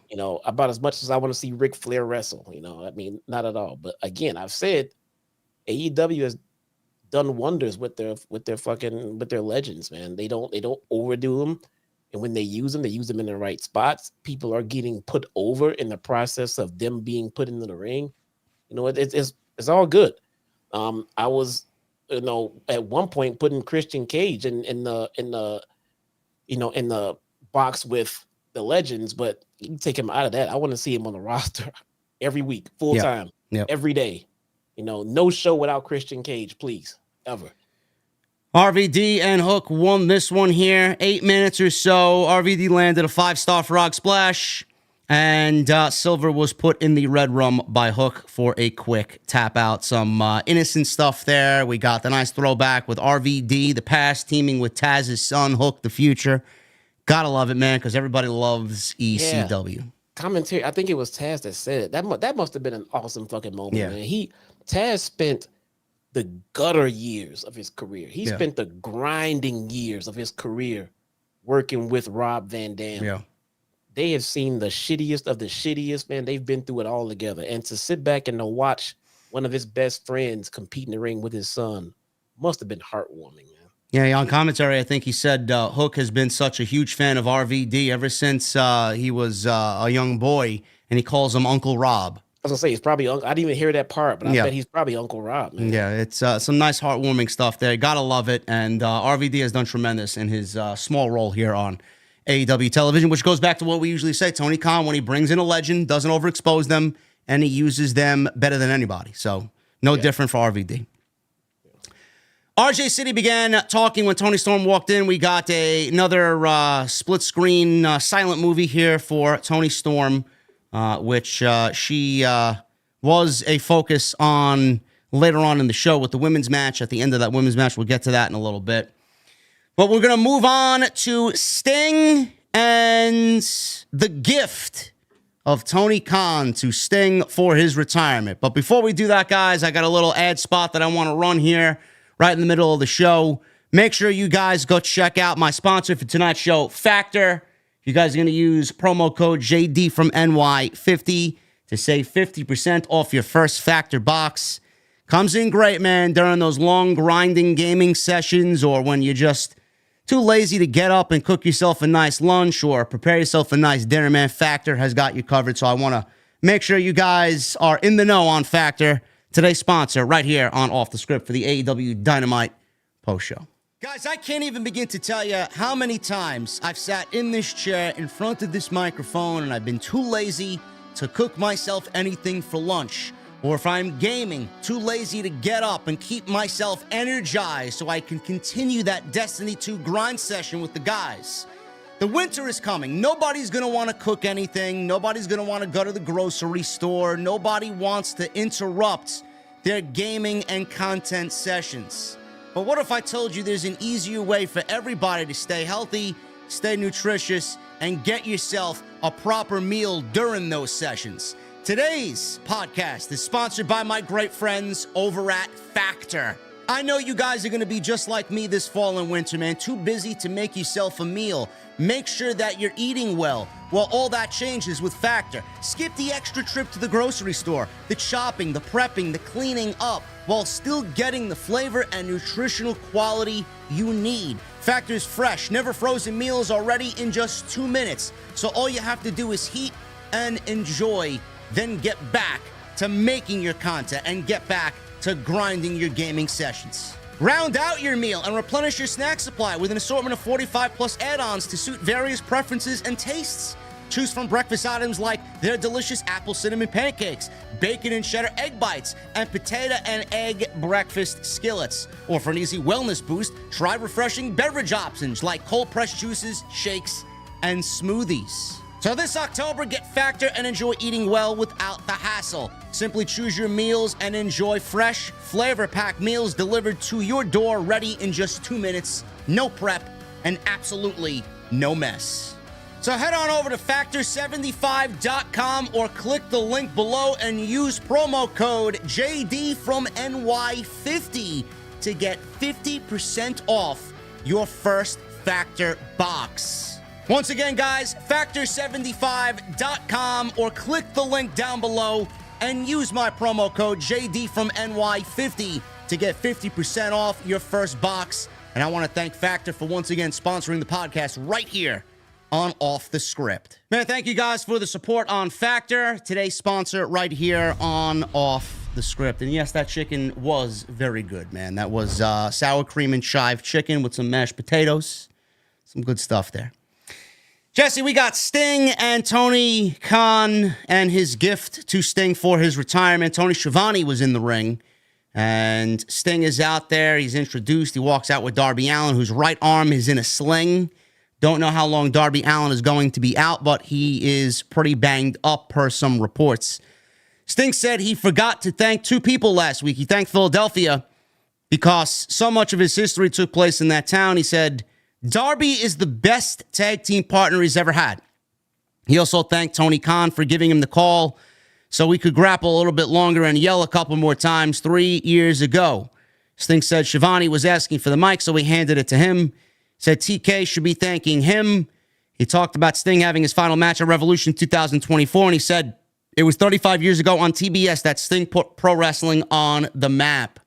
Tony Schiavone then pointed to the stage so Sting could receive his gift, and all of a sudden, Ric Flair's theme played on the PA, and he walked out. Sting was smiling. He raised his arms. Fans stood and applauded, and Sting in the ring with Ric Flair, they hugged it out. And Flair, of course, he was getting watery-eyed. Fans chanted, holy shit, before we even got anything said here. So Schiavone talked about their match in 1987 on Clash of Champions on TBS in 1988. Flair talked about Sting. He said he's probably the nicest guy he's ever known. Says he got an invitation from Tony Khan to be part of the show, and he couldn't resist the offer. Of course he couldn't. Says he wants to ride the wave with him one more time and be there for his final match. He then kind of lightly chopped Sting across the chest very playfully, and then he let out some of his signature, woo! So we'll get into this first before we get into the next segment, which was my favorite part of the entire show. What'd you think of Ric Flair, bro? What'd you think of Ric Flair finally making his AEW debut? I know it's been a long time coming. There was a lot surrounding Ric Flair with the Dark Side of the Ring documentary on the plane ride from hell that Tony Khan should not bring in Ric Flair. And I think at one point Rick was supposed to come in anyway before that documentary aired and fuck things up for him to manage Andrade, which would have been great. What'd you think of Ric Flair, man? I thought it was innocent enough to a point where I didn't really mind it. I mean, he's such a huge part of Sting's history. You knew he was going to be a part of this at some point on the road to Sting retiring. We got it tonight. Is it a gift? I don't know if it'd be a gift I'd want, but I didn't really mind Ric Flair being there. No, man. I mean, I'm not excited about it. I mean, Ric Flair had never really went away. I mean, the guy's been here. I mean, he's been around. It's not like he's been MIA'd all of a sudden. Oh shit, it's Ric Flair. The guy's always fucking here, man. Yeah. I'm glad Ric Flair is here. I mean, here in general. I mean, we almost lost Rick not that long ago. If you guys have forgotten or didn't know, people at the hospital Rick was in was calling the family in for last rites and everything else. Man, it didn't look good at all. But seeing Rick, moving up at him in a ring and getting the flowers he deserves, man, there's nothing wrong with that. Even helicopter Rick, man, it's all good. I heard rumblings of him talking about doing another match. Please, I do not want to see him do another match. No, fans in the chat or guys in the chat and fans online on Twitter. No, Sting is not wrestling Ric Flair at Revolution. No. Come on. No. You got to be out of your fucking mind to book that match next year. No, that is not happening. If it happened, if we get a match out of Rick, I'll fly to Jacksonville with Jesse personally and knock on Tony Khan's office. Yeah, it will not. If Rick is going to get in the ring, it'll be a tag match. Again, I don't think the guy literally had an entire pay-per-view called Rick's Last Match. I mean, this is throwing that trope around of wrestlers never retire a little too much. The name of the pay-per-view was Rick's Last Match. What are we doing here? I don't know. Listen, I didn't mind him being there. I'm not a big Ric Flair guy nowadays anyway. But, I'm not going to ignore the fact that these two are intertwined forever, honestly. So it's going to be something that we're going to have to live with. It's going to be, as long as he's in a minimal role, I'm fine with it. I don't want him fucking dropping elbow drops or knees or putting people in figure fours. I mean, it is what it is. But I can absolutely see him getting some styling and profiling on who came out next, Jesse, and that's Christian Cage. He walked out with Luchasaurus and Nick Wayne. Obviously, Christian's got a microphone, and he said, so Tony Khan is a billionaire, and this is the gift he gives Sting for his retirement, which basically was the same thing that most of us were thinking, but Christian said it out loud. He basically gave you a suit, some gold chains, and a black liver. Great gift. Gotta love it. Man, oh man, Father of the Year, man. He's outdoing himself every week. It's great. He said Flair looks great and said he doesn't seem like Weekend at Bernie's. He told fans he knows Flair isn't dead, but if there's a God, Flair would have been dead 20 years ago. Fans chanted, fuck you, Christian. Fuck you, Christian. Christian said the real reason he's out there is that Sting and Darby decided to stick their noses in his business yet again. He asked Darby how his arm is feeling and asked if he still has sour grapes over him beating him at WrestleDream in his hometown. Christian took a shot at the Phillies and told the fans, "Look at this championship. It's the only title you guys will ever see up close." I laughed at that line because fuck the Philadelphia Phillies. That's all I have to say there. Go Texas Rangers, by the way. Christian says he doesn't want to wait until Revolution to end Sting's career. He suggested they have a match at Full Gear. He said Sting and Darby can get themselves a partner, and then they can have a funeral for Sting at Full Gear. Sting then sneezed and said, "I'm sorry, I'm allergic to jackasses." He accepted their challenge. So it will be Christian Cage, Luchasaurus, and Nick Wayne versus Sting, Darby Allin, and the only man that makes sense here, Jesse, is Adam Copeland. Makes sense. Adam Copeland. I mean, are you okay? My question to you now is, in a follow-up, are you okay with Adam Copeland and Christian Cage being in the same ring together this early? That's the part I know a lot of people are going to be like, is it too soon? Yeah, they got to keep them apart, man. I mean, the longer they can keep them apart, the better. When was it? When was it? I think we got a tag team match on Dynamite about a year and a half ago with MJF and CM Punk in a tag team match. It might have been CM Punk and FTR teaming up against MJF and somebody, I forgot who it was. They didn't touch that entire match. It could be something like that. It could be the same way that Punk and MJF did not touch in that match before they had their one-on-one match. I believe that was in Chicago, that big match that MJF won on Dynamite. It could be, but wouldn't it just be easier to just not book it? Yes. You know, yes. if you want to tease it and play with it, go ahead and book the tag match, and then maybe have Christian take out Edge right before the match or something like that. But man, it would just seem so much better if they can keep them apart and continue to build this tension between them right about now. You know, I almost got the feeling for a second at the end of the rah-rah speech from Sting that Edge might end up turning and joining Christian Cage at some point. Or in this case, he might end up resisting and say, "No, I don't want to team with you because I don't want to wrestle Christian. I want to end my career with Christian. I want to be with Christian." Right. You know, I want to try and convince him that, you know, he's going down this wrong path, and I know I have the power to maybe convince him. Maybe he doesn't want to wrestle him at all. Man, they gotta come up with something, man, because if they have them touch each other, I mean, it's not the end of the world. Don't get me wrong. Yeah. You can't, but the point is, you can't have this moment back. You cannot have the moment back where they face off for the first time in AEW and you want to put it in a tag match. I mean, it's risky. Thank you, Eli. It was CM Punk, Sting, and Darby versus MJF and FTR. I'm sorry. There you go. I had the teams mixed up. They didn't touch that entire match. Yeah, man. I don't know. It makes sense to do it, but I think it'd be better for the build to not. They got to find a way to keep those guys away from each other, man. But keep the story interesting. Yeah. Got to come up with a way. Christian's so good weekly. I'm glad Sting is not just getting one more match at Revolution, that he's going to continue riding this thing until the wheels fall off in February, March, whenever Revolution is. So good on them, and I can't wait to see what they do with Adam Copeland possibly being involved. Renee, she was involved with Chris Jericho here tonight. She brought up how, in this sit-down interview, because Chris Jericho's on tour with Fozzy right now, she brought up how he was beaten up by Powerhouse Hobbs and taken to a medical facility afterwards, hospital. Oh, no.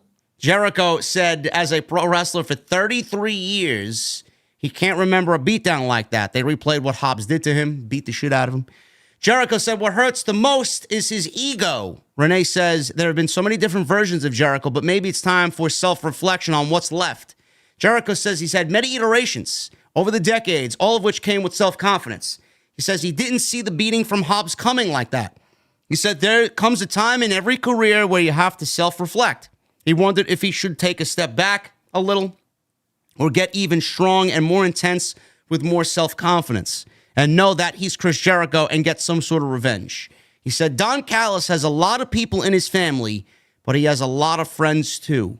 He said some of them are even bigger than Powerhouse Hobbs. So maybe it's time to give them a call.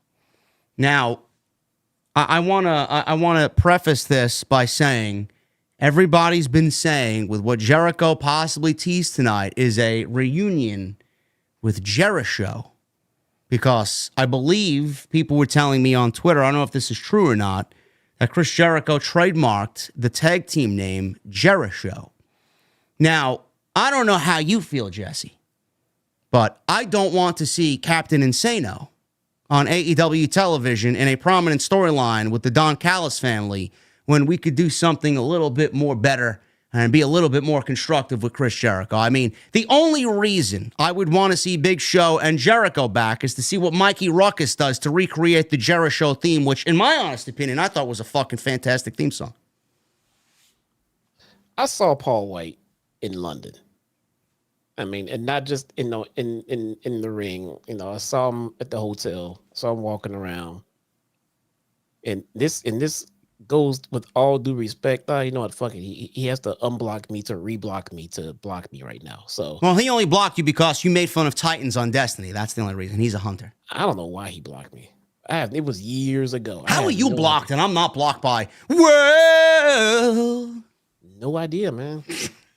No idea. But this guy cannot go in. He cannot go in a tag match. He cannot go in a 6-man tag match. To come in the ring and do one spot at the end. The guy he can't move like that anymore, man. He can't. He had to sit down to take a picture with my wife. He couldn't stand up long enough for it. The guy is tired. He's a big man, and those knees and those legs take a beating, man. He can't do a match. I don't know what they're gonna do, but he can't do a match with Jericho. You know what I was thinking, if not Jericho. I know I'm not going to do the thing because I got people in the locker room probably watching me, and I don't want to act like a fool on top of how I usually act like a fool anyway. No, we won't do the thing. We'll be nice tonight, okay? I'll do it tomorrow. I thought, and this is gonna probably send chills and shivers up Jesse's fucking arms. Don't you fucking know, bro? No. Bro, no, they don't even like each other. You know who we're gonna mention, man. You know, it's about time, man. We expected it about 3 months ago, man. You know it's time. You know what's next, bro. They don't even like each other. It doesn't matter. Time heals all wounds, man. Really? To let the Punk. All right, so, ladies and gentlemen, we could potentially see Bill Goldberg team with Chris Jericho. I know there's a lot of people waiting for that, man. A lot of people are interested in seeing that. Fucking Goldberg, for those who don't know, Goldberg big leagued Jericho back in WCW when Jericho was trying to make, a bigger name for himself after working his ass off around the world, New Japan and everything else. Got to the likes of Goldberg, who wanted to big league him, and he didn't want to do a program with him. So Jericho, used Goldberg's name to try to get himself into a program with Jericho, and Goldberg got mad about that and everything else. But, Jericho tried. He tried. He got a match with him, and it was nothing because Goldberg couldn't work. And now here we are full circle, and they're friends? No. Listen, I don't know who else is bigger than Powerhouse Hobbs that Chris Jericho knows. Christian Cage. Brian Cage? I don't know. No. Makes no sense. Sorry. No. We may get our worst nightmare happening at Full Gear, bro. My God, man. Maybe there's a... No, maybe... Oh, man. This fucking... Goldberg! It's not you know Goldberg. What's coming. It's not Goldberg. It's probably Big Show, if anything else. But either way, just no. No, we don't need Big Show. No. Any free agents out there that are big? I mean, what is going on? Fuck, man, we're screwed. I don't know, man. Young Bucks and Adam Hangman Page. Moving on. They defended the Ring of Honor 6-man tag team championships against Matt and Jeff Hardy, along with brother Isaiah Cassidy. It's funny how we got the Ring of Honor 6-man tag team championship being defended on an AEW show. Meanwhile, we have AEW Trios championships, and they're nowhere to be found. Wow. Does anybody want to answer that fucking question? Huh? Weren't they just in the ring earlier? And what are they doing with them? Nothing. Scissoring. They're scissoring. Scissoring with the championships. I don't know. Bucks and Hangman win here. Listen, I'm going to be brutally honest with you. I didn't give a single shit about this match because it really meant nothing. It was just there. It existed. That's all it was. It was a 10-minute match that needed to fill TV time. That's all it was. It didn't factor into anything. It didn't mean anything. And that was it. What'd you feel about this, man? I mean, I don't give a shit. Yeah, whatever. Look, someone said Keith Lee. There we go. Yes. He's bigger. Okay. Yes. Keith Lee. There we go. I like it. That's one guy. Chris Jericho teaming up with Keith Lee. Okay. Jericho saying, give me Keith. I'll get him over. Limitless Y2J. I like it. There we go. Like, I'll get him over. Maybe. Please, give us Keith Lee. TK, give us Keith Lee. What if it's Ryback? Feed me more. Where's my camera cover? Hold on. And Ryback was he was on social media complaining about WWE royalties, man. Oh my! What? Did you see that? Okay. Nope. Hold on. Listen, don't put the cover on. What? Okay, fine. We're moving on from Ryback, man. I don't even know why. Ryback. Somebody mentioned Ryback in the chat. I don't know. Bucks and Hangman win in 10 minutes. I mean, who gives a shit, honestly? Yeah, it meant nothing. Nah, it did not. We got a segment that followed this because Hangman was wrestling and they strategically put this on after the Hangman match. After the match was over, Prince Nana swerved into Adam Page's home. This was shown on the big screen. He says he was at Hangman's residence. Was it Hangman's residence? I don't know. But Swerve Strickland wandered into the living room and Hangman ran to the back. Now, they were in Philadelphia. I don't know where Hangman was running, but where the fuck is he going to go? Where's he going? Like, is he going to get to... Where does Hangman live? I can't imagine Hangman lives in fucking a shitty town like Philadelphia. Come on now. No. Maybe he's running to his phone. I don't know. Maybe. Swerve was eating a snack in the kitchen and then pulled some children's art off the fridge and said, I could see you guys have no style here in the home. And he ripped the children's painting off the fridge and ripped it up. He jumps on the couch and there's a children's book on the living room table. He picks up the bedtime story. He starts skimming through it.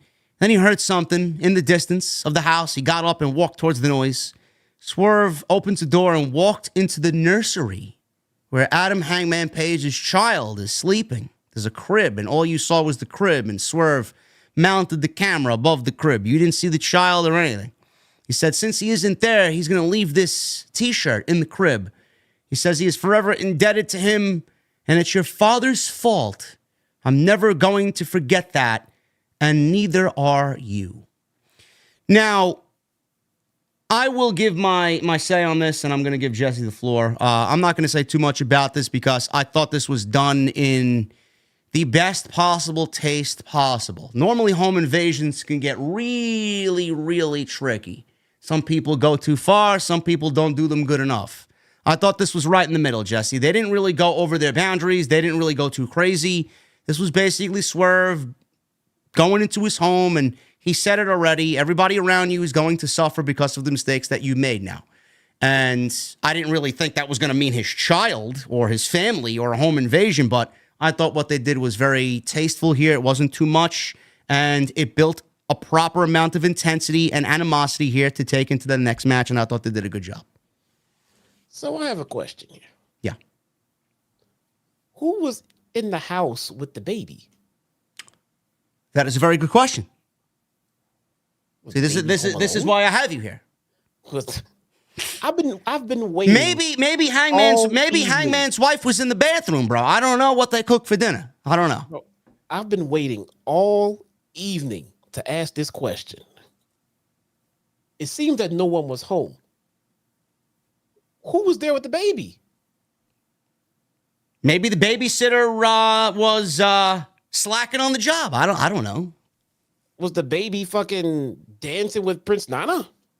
I don't know. That's a very good question. Who was in the house with the baby? Was the baby in the home by itself sleeping? Who put the baby to bed and where did they go? I don't know. I was wondering that. Like, oh shit, the baby's there? Who's watching the baby?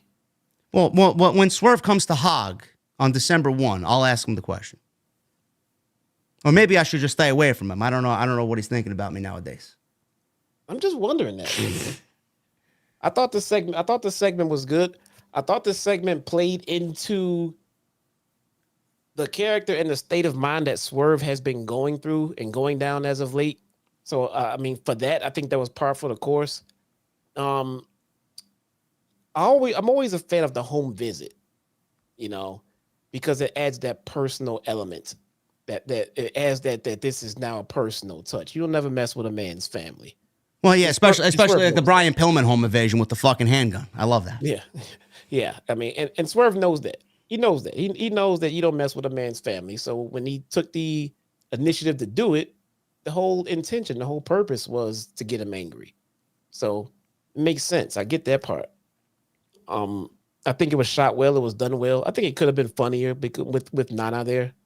They could have made it a little bit funnier, a little bit longer. I just have that one gap. I just really want to know who's watching the fucking kid. Yeah, it is it right in your face, like kind of blatant, like, okay, are they there? Will they break into the home? The baby's just fucking. Did the baby put himself to sleep or put herself to sleep? I mean, what the fuck? Let me tell you something, man. I have 3 kids, and if 2 human beings snuck into my home while I was sleeping, went into my kids' room and hovered over them and cut a promo with a camera, I mean, bruh, the shit ain't going down the way you think, man. Well, I don't know. I don't know, man. Are babies heavy sleepers like that? I mean, Swerve was making a lot of noise there, moving the camera around, speaking right above the crib. The baby didn't wake up? Hey, babies can sleep through anything. I'll give them that much. But at the same time, someone should be watching the baby. Yeah. No one. They got into someone's home with Mrs. Hangman sleeping, and no one woke up and was They don't have alarms going off in the house? They don't have Simply Safe? No? I don't know. I don't know. I mean, the whole thing could have been rectified with no one was home. Yeah. And he was just doing it symbolically, Maybe. That could have been the case, but Hangman was, I mean, look, Hangman's reaction was that of, it doesn't matter if someone's home or not. Someone's in my fucking home. So he's running to the back, maybe to grab a phone and start calling the wife or something. Or the police or something. Or the cops or something. But but I'm just like, how did you get all the way into the house, ripping off fucking, I'm the kind of person, I'm imagining that in my house. I'm sleeping, my kids are in the other room, and 2 men with a camera is in their room cutting a promo over my fucking infant child. There's no way. Then Nana comes busting back in. Hey, we gotta go. What the fuck? Where is Mrs. Hangman, dude? Who knows, man? A lot of questions, no answers. Cameras? I think Hangman makes enough money to have cameras around his house. No, I think so. With that new contract, he should. Yeah. I mean, man, dude, come on, guys. I'm with you. I like the storylines, but no one was home easily. Renee Paquette with Adam Copeland asked about what happened earlier with Sting and Darby. He said his friendship with Christian is more important than anything that goes on within the wrestling business. Darby walked in with Sting and told him not to be stupid. He told Copeland that they're not living in a world where he can have the fairy tale ending he wants with Christian. Sting says he can't believe they're having this conversation right now. He said he has blinders on, and he's had blinders on before. He used to drive the roads with Lex Luger, and he learned how to see through people like Christian. He told him to wake up before it's too late. He got intense. He started yelling at Adam Copeland right in his face and asked if he hears him. We go way back. Don't mess it up now. Get with it. So Sting is basically trying to wake up Adam Copeland here, and this is exactly what we've documented over the last several weeks, Jesse and I. I've even mentioned it myself. When Adam Copeland made his return to AEW, when he had that great segment on Dynamite, where he was told to go fuck himself by Christian Cage. Adam Copeland is living in a world of denial right now. And he's going to have a band of friends around him that are going to snap him out of it and bring him back down to reality. And he's going to channel that inner rated R. We haven't seen it yet. He's the rated R superstar, but we haven't seen at all the rated R superstar Adam Copeland. This is all going to be leading to Adam Copeland bringing back the rated R, and he's going to get angry. And I love what I'm seeing right now. This is going to be great. And obviously, he's the only one that makes sense to be Sting's partner here with Darby. Yeah, man. we know Copeland, man. We know he can sell a storyline. He can sell it with passion. I mean, that's his whole thing. He's phenomenal in the ring, but he's a little bit older than what he used to be. But we know what doesn't change. It's his fucking promo ability, his ability to sell a story and everything else. So, Copeland can show up every fucking week on Dynamite and only wrestle once a fucking month or so. Yeah. And it was all worth it. I mean, it's good fucking shit. He can make you believe in anything that he fucking does, man. He made us believe that he was having sex with Lita in the ring. I mean, rumor has it that they did. I mean, I don't know, man. I don't know, man. But I mean, he can do it, man. He can do it all. And again, I like how they're using them. We don't need him in the ring beating jobbers. We don't need him out there doing shit like that. We just need him out there with a microphone in his hand, and we win. So I'm here for the ride for this story because Edge is going to take us for one. I'm sorry, Adam is going to take us for one because he does every time. We did not win tonight with this women's title match. Hikaru Shida and Ruby Soho for the AEW Women's Championship.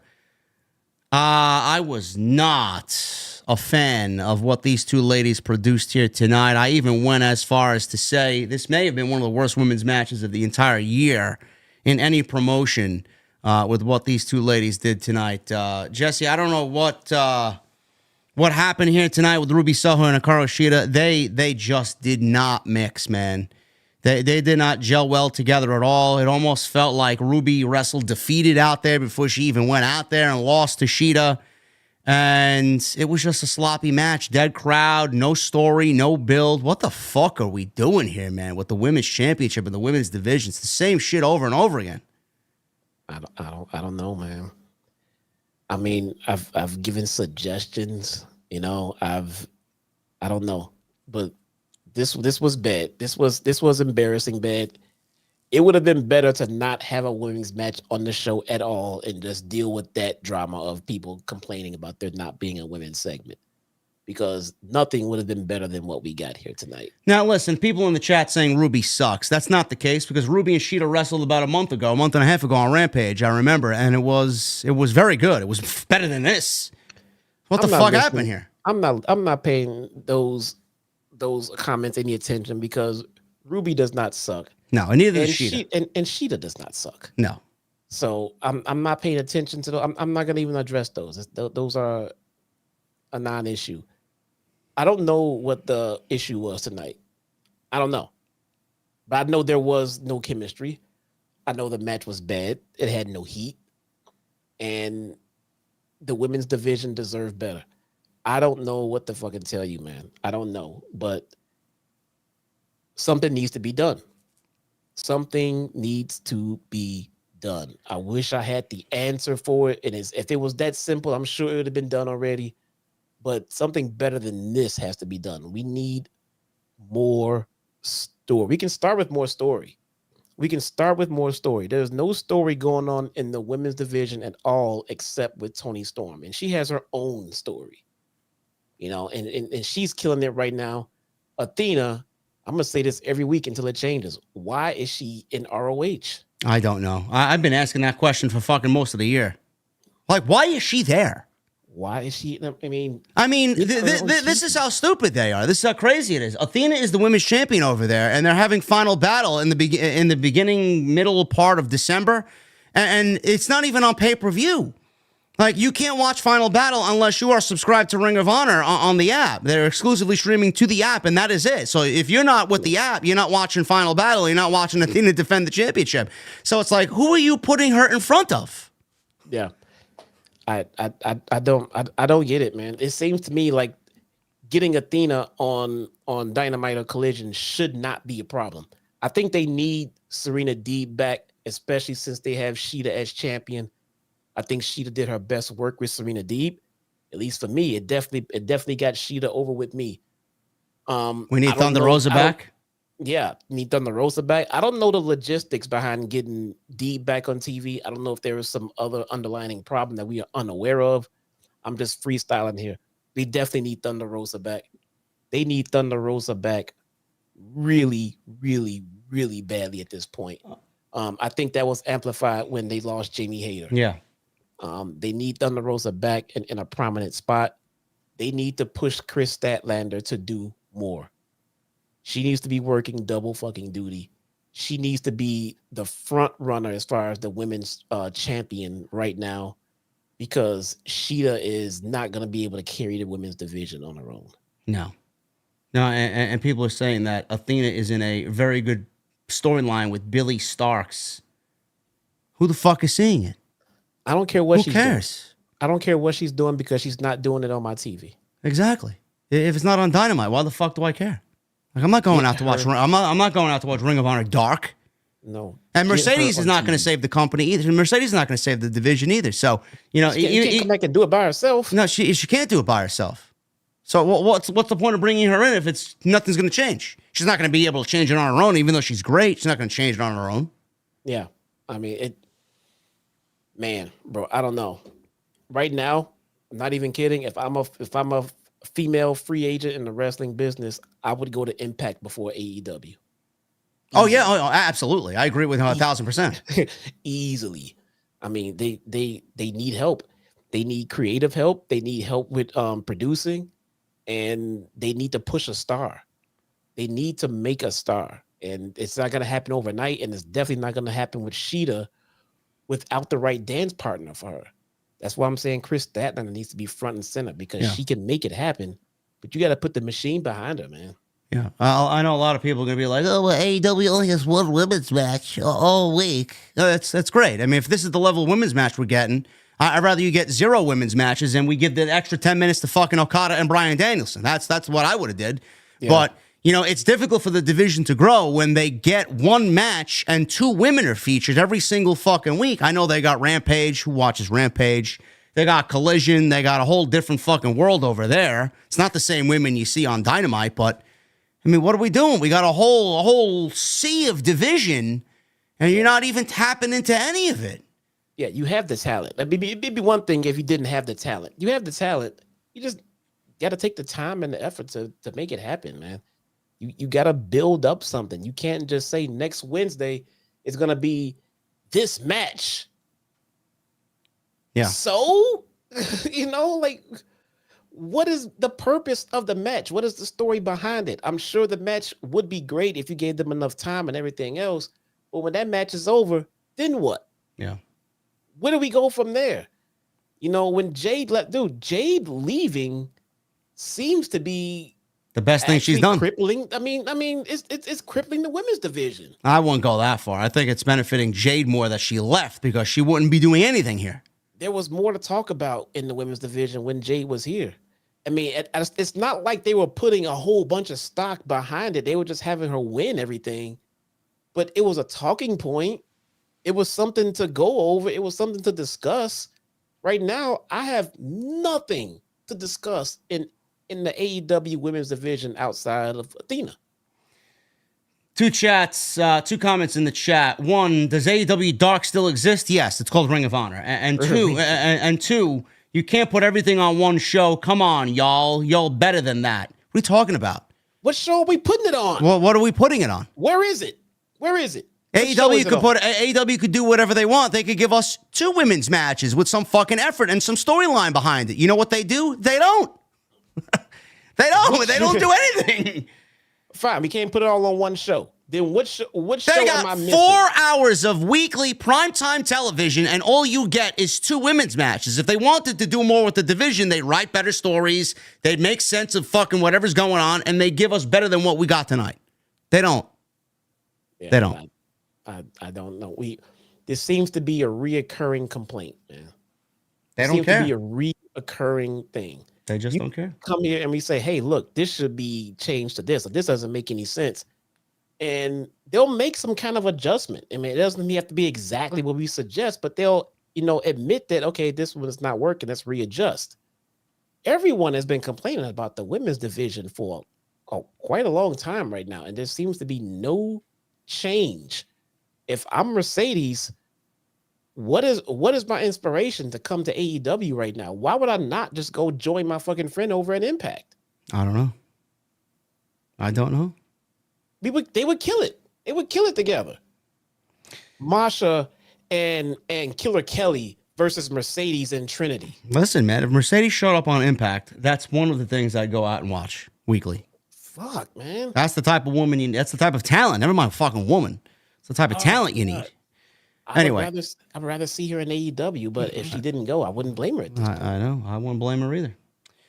Main event. Actually, no, before the main event, MJF. He was backstage and Renee was with him. And Renee asked MJF about everything that he's been doing and what's on his plate. Samoa Joe walks in applauding MJF. Joe says he will be MJF's friend since he doesn't seem to have any at the moment.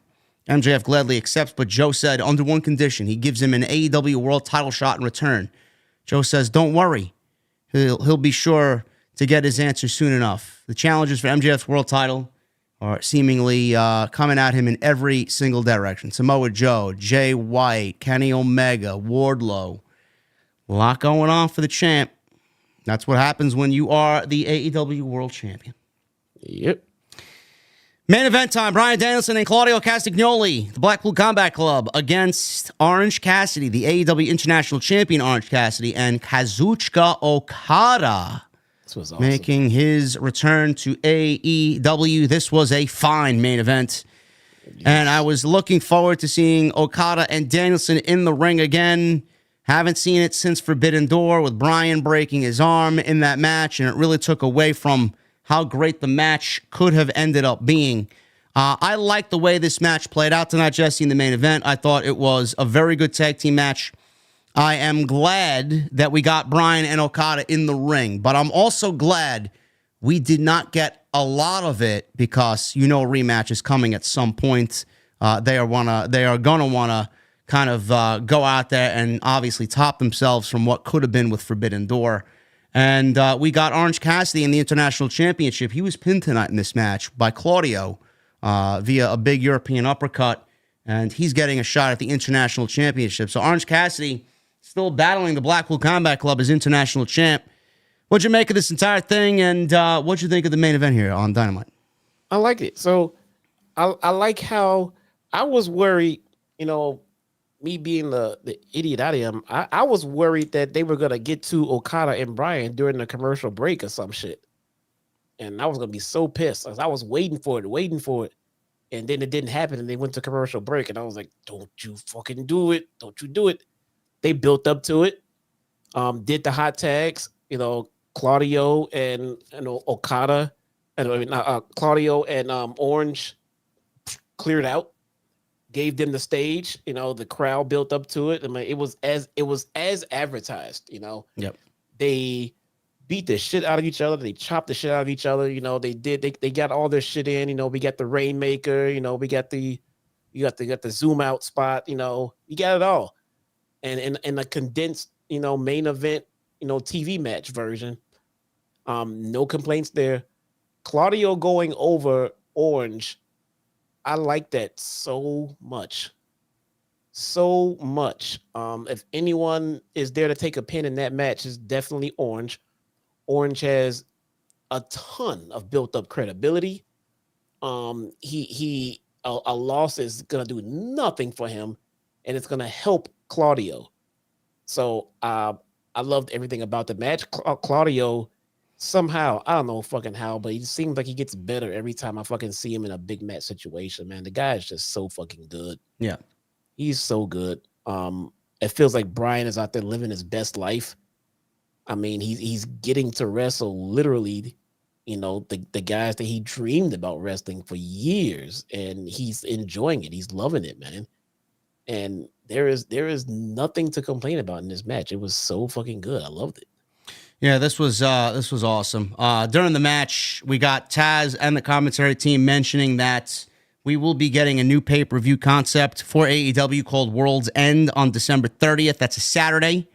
That is on Long Island, and it will be the first AEW pay-per-view in New York. So that is going to be very exciting, and I'm sure that will play into the whole MJF storyline arc, being that it will be taking place on Long Island. We got a 15 or so minute main event. Bell rang around 9:45 Eastern time. We did get a little bit of an overrun Danielson around the half-minute mark finally tagged in against Okada for the first time in the match. Obviously, you got the holy shit chant going on.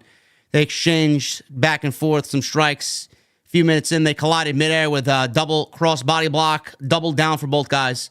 Both guys were down slow to get up. Cassidy and Claudio tagged back in. Cassidy went for the orange punch, but Claudio caught him midair and gave him a big giant swing middle of the ring, which looked fucking great. Claudio then applied a sharpshooter from the giant swing. Cassidy crawled to the bottom rope. Okada intervened. Big boot right to Claudio's head. And Claudio no-sold it. He got up, did it again. Claudio released the hold and gave Okada an uppercut. Okada delivered a shoulder breaker and a body slam in retaliation to Claudio. He followed with a top rope elbow drop, and he did the Rainmaker pose. Cassidy wanted a hug, so he moved in for a hug. All the while, camera zooming out, New Japan style. Bryan's coming off the top with a double drop kick to both guys. So we got all four guys going at it now, and Okada landed an uppercut on Cassidy. And actually, no, I'm sorry. It was Claudio landing an uppercut on Orange Cassidy, which got him the win. And with the pin on the champion, Tony Khan immediately booked Claudio Castagnoli against Orange Cassidy next week for the International Championship on Dynamite.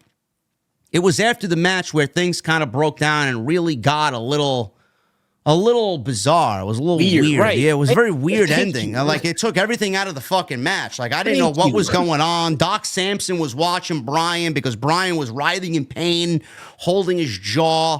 Claudio comes over with an ice-cold water bottle, puts it on Bryan's jaw, ices him down. Okada's standing over Bryan, kind of mimicking the broken arm and kind of making fun of him and poking fun at him. Moxley's out there. We got the best friends out there. Hook is out there.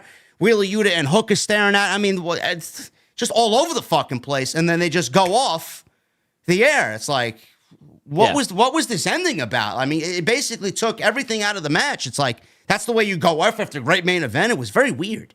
Yeah, I intentionally said nothing about that ending because I wanted to see if it was just me. I thought that was just weird and awkward, man. Like, that didn't make any sense. Statlander was out there. Rocky Romero was out there. I'm like, what the fuck? Like, what are we leading to here? Yeah, you know what I said? I said, fuck, Statlander's in the building? She's physically here, and she's done nothing, and we got this for a women's match? Come on, I mean... Yeah, crowd was kind of taken out of it. It was hot main event, but the crowd was taken out of it because it was just so fucking awkward. Yeah, that was weird. I didn't get that one at all. I mean, are we looking at a big blood and guts type match? What are we doing here? I don't know. I hope not. I mean, we've seen enough of that match, or a Stadium Stampede, or an Anarchy in the Arena type of match. Yeah. We've seen so many of that this year. We don't need to see a mixture of that at all for Full Gear. But that's the way the show went off the air. The commentary didn't really help things make it any better anyway. And it was a great Dynamite. I mean, it wasn't a perfect Dynamite. I just thought it was a great Dynamite show from, the open to this main event. And the women's match was obviously a downer. And the ending was a little bit of an awkward situation. And the six-man tag with the Elite and the Hardys, it really didn't make much sense and matter. But overall, a very, very solid show for AEW. And Rampage, get this. We're getting Mike Santana versus Ortiz on Rampage. You may have to tune into that. We got Sky Blue versus Willow versus Anna Jay versus Abaddon, with the winner receiving a world championship match on Collision against Hikaru Shida. Oh, wait, it's Halloween time. Yeah. Oh. Never mind. Oh, man, how sad is it for Abaddon, man? You work once a year on TV because it's Halloween. Right. Come on, man. Do better, guys. Do better. Listen, Vandelli, I'm sorry, brother. I'm sorry, man. I'm sorry for your girl Abaddon there, man. Oh. Collision, MJF defends against Kenny Omega. Shida will defend against the winner of that match. And on Dynamite next week, Tony Khan's already booked Orange Cassidy versus Claudio for the International Championship. So there you go. There you go, man. I don't know what else to tell you. Why are they putting this match on the Rampage, man? Ortiz versus Santana? I don't know. Yeah. I don't know why none of the storylines played out on Dynamite. It's very weird. I guess they need a hook for people to tune into Rampage. I don't think it's working. That is a pay-per-view match right there. Yeah. What are they doing, dude? That's awful. Listen, Santana's going to be at the next Hog Show. I'm going to tell him, like, bro, what is the it fuck? live this week? Or can I just look up the spoilers right now and see who won? No, it's taped. It's taped. Yeah. All right, well, I'm not going to watch Rampage, so. Let's see. Anyway, guys, I appreciate you joining me on the post show tonight. Excellent discussion, I thought, tonight. Very good show from both of us here tonight. Hopefully you guys enjoyed it. Make sure you guys follow me on social media at JDfromNY206, Twitter, Instagram, TikTok, and Cameo. Hit that subscribe button down below. Turn on the bell for notifications. Make sure you guys get those super chats in. We're going to hang out in just a second. Make sure you get those memberships in as well, or re-up your membership if you guys are coming up on a re-up for the membership. Go check out all the other content on the channel. We got more content coming tomorrow. My VIPs, everybody who's a channel member, already got tomorrow's upload. So hopefully you guys have enjoyed that. Let me know what you think of the new concept. We may be doing hot wrestling takes, man, and giving you guys some brand new content on the channel. I'm trying to come up with ways to get to 150,000 subscribers over here. That's it. What? It was taped, right? Yeah. We won't reveal the spoiler, being that it's a pretty big match. You won't. I'll tell you, Abaddon won though. She did? Yeah. Of course she did. It's Halloween. Oh God. Great. It's Halloween, dude. Of course. Great, of course. Yeah, thanks, Tony. Joseph Taylor with a $5 super chat. Drew McIntyre needs to win the world title at Crown Jewel, and I think Logan versus Ray will steal the show at Crown Jewel. No, Drew McIntyre does not need to win the world championship. I think Drew McIntyre is. I think Drew McIntyre is on his way out of the company. Honestly, that's just my feeling. Mysterio's show-stealing days are behind him. Yeah, well, Logan Paul, I think, will win the United States title as well. I don't see why not. Why does Rey Mysterio have it? I don't know why he needs it. Yeah, I don't know. Michelle Moran with a $2 super chat. Darby getting some shine with yet another legend. They love Darby. Eric Newton, thank you for 22 months, brother. What the fuck you drinking tonight, man? Appreciate you. Michelle with another 2. Please make Bryan Okada Part 2 at Full Gear. I think Bryan Okada could be at Full Gear, but I think New Japan's got dibs on that for Wrestle Kingdom. Platinum Matt, 1020 with a new membership. Thank you so much, Platinum Matt. What the fuck are you making your first ice-cold beverage as a new member? Appreciate you, man. Stick World Mayor with 22 months. Hey, JD, can you talk with Jesse about all these Paris sitting around the venue? There's about 90 of them creeping me out with their bug eyes. Thanks. Paris is a Pokemon. Oh. You don't watch my Pokemon content. You're heavily involved with Paris. No. He hangs out with you in the venue after hours because he's got bug eyes. Ah, okay, gotcha. People want to know what you're feeding him.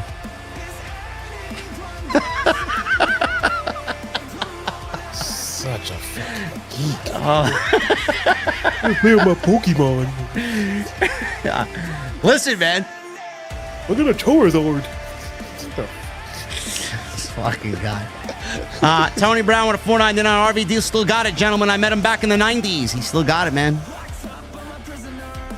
Thank you, Tony Brown. Was probably looking at RVD's wife, man. Oh, yeah. Tony, thank you, brother. MGM Ballin with a $4.99. Major show tonight. Pay-per-view at the Coliseum. OTS with Jesse and JD. Wrestling really knows how to turn my mood around, man. I love it so much. Thank you, Ballin. Yeah, tonight was a good show.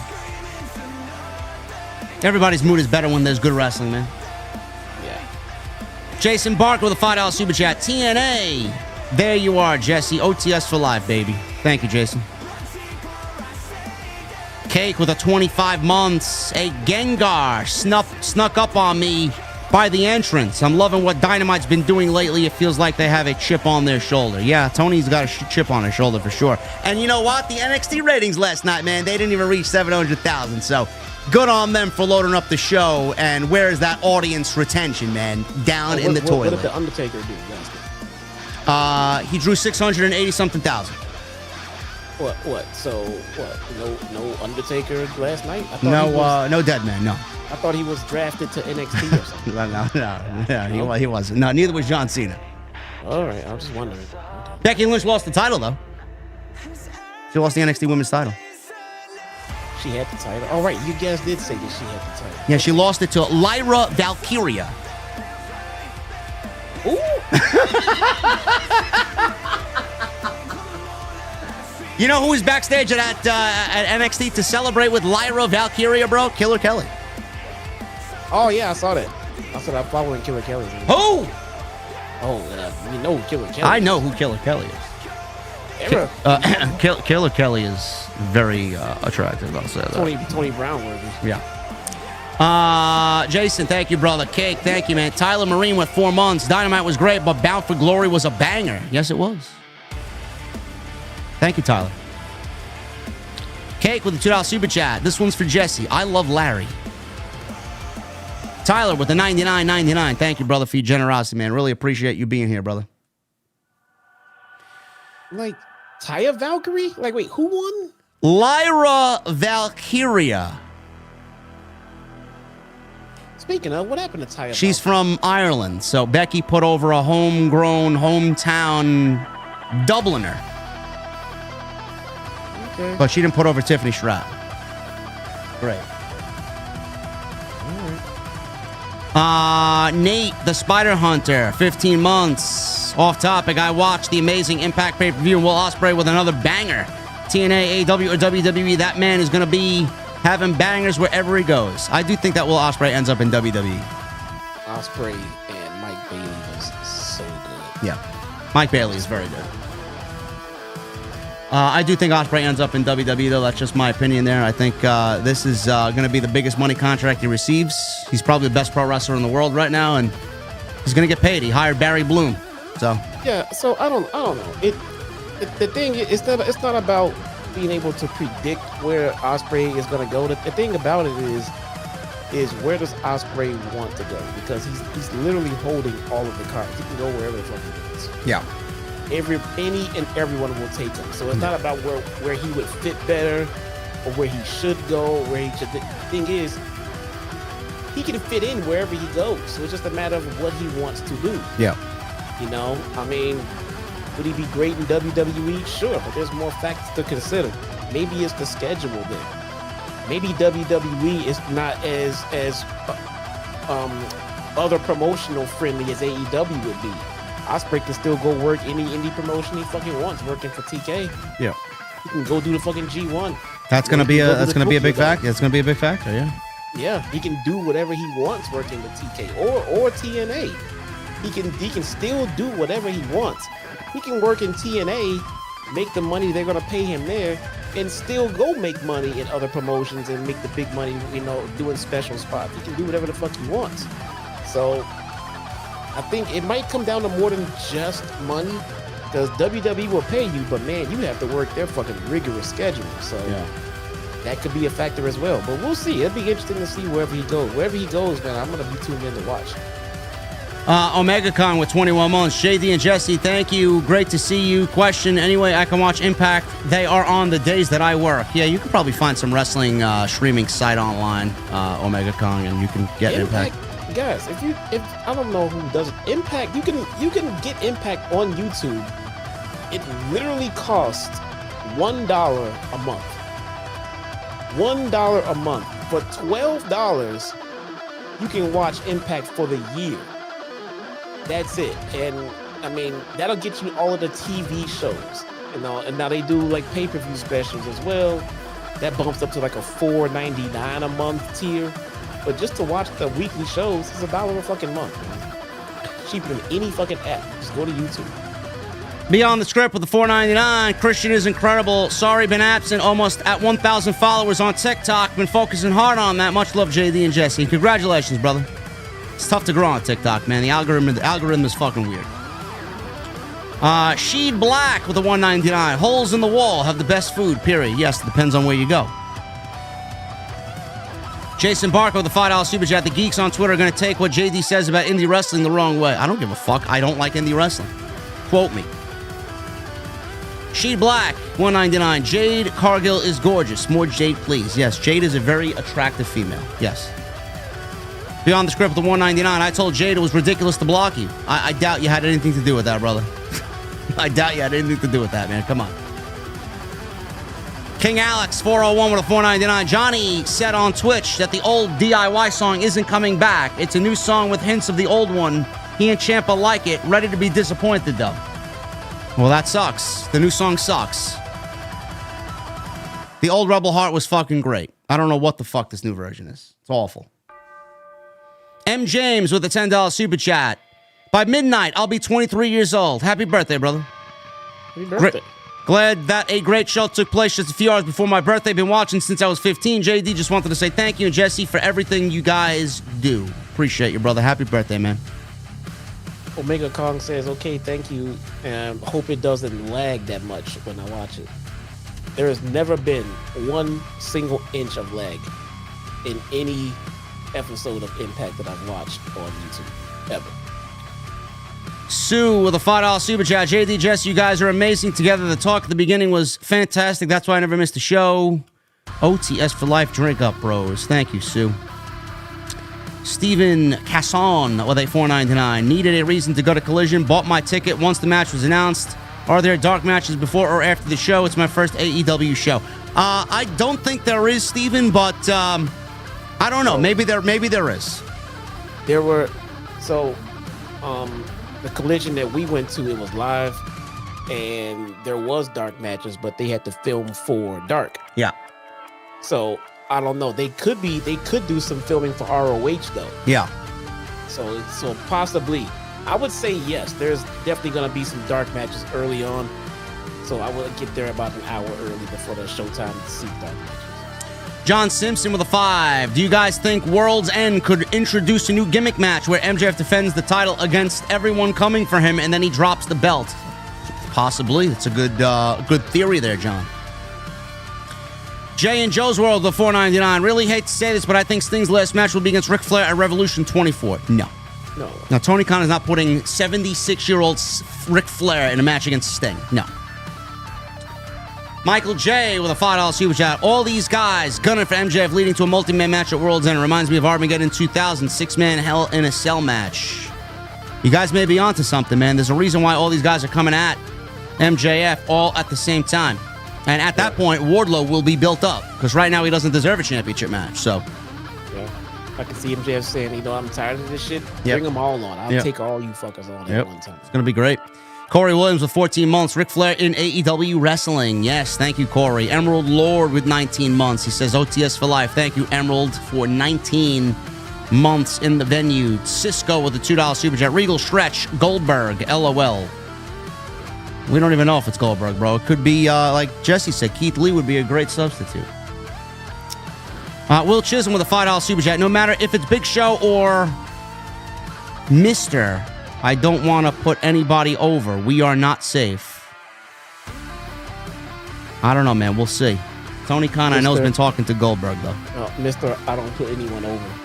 Yeah. Basic with 7 months. Next week on Dynamite, Swerve will call the cops on Hangman for leaving his child alone. That's what will make it personal. Yeah. Maybe. Will Chisholm with a $5 super chat. I do love Toni Storm if she's facing Sheeta for the title, right? It will be sad for Sheeta to lose the title again less than a month ago. Listen, whatever. Tony's the hot hand. I don't know why they didn't give her the title anyway. Antonio Palato with 18 months. Thank you, brother. 1.5 years as a VIP on the OTS, for the OTS family, and want to know, you guys think that Sami Callihan has any chance to be the guy behind the Devil's Mask? I don't think so. Why would Sami Callihan be behind the Devil's Mask? Somebody said, what if it's Jack Perry? Could be. But here's the thing about this weird Devil's Mask situation. He attacked a heel.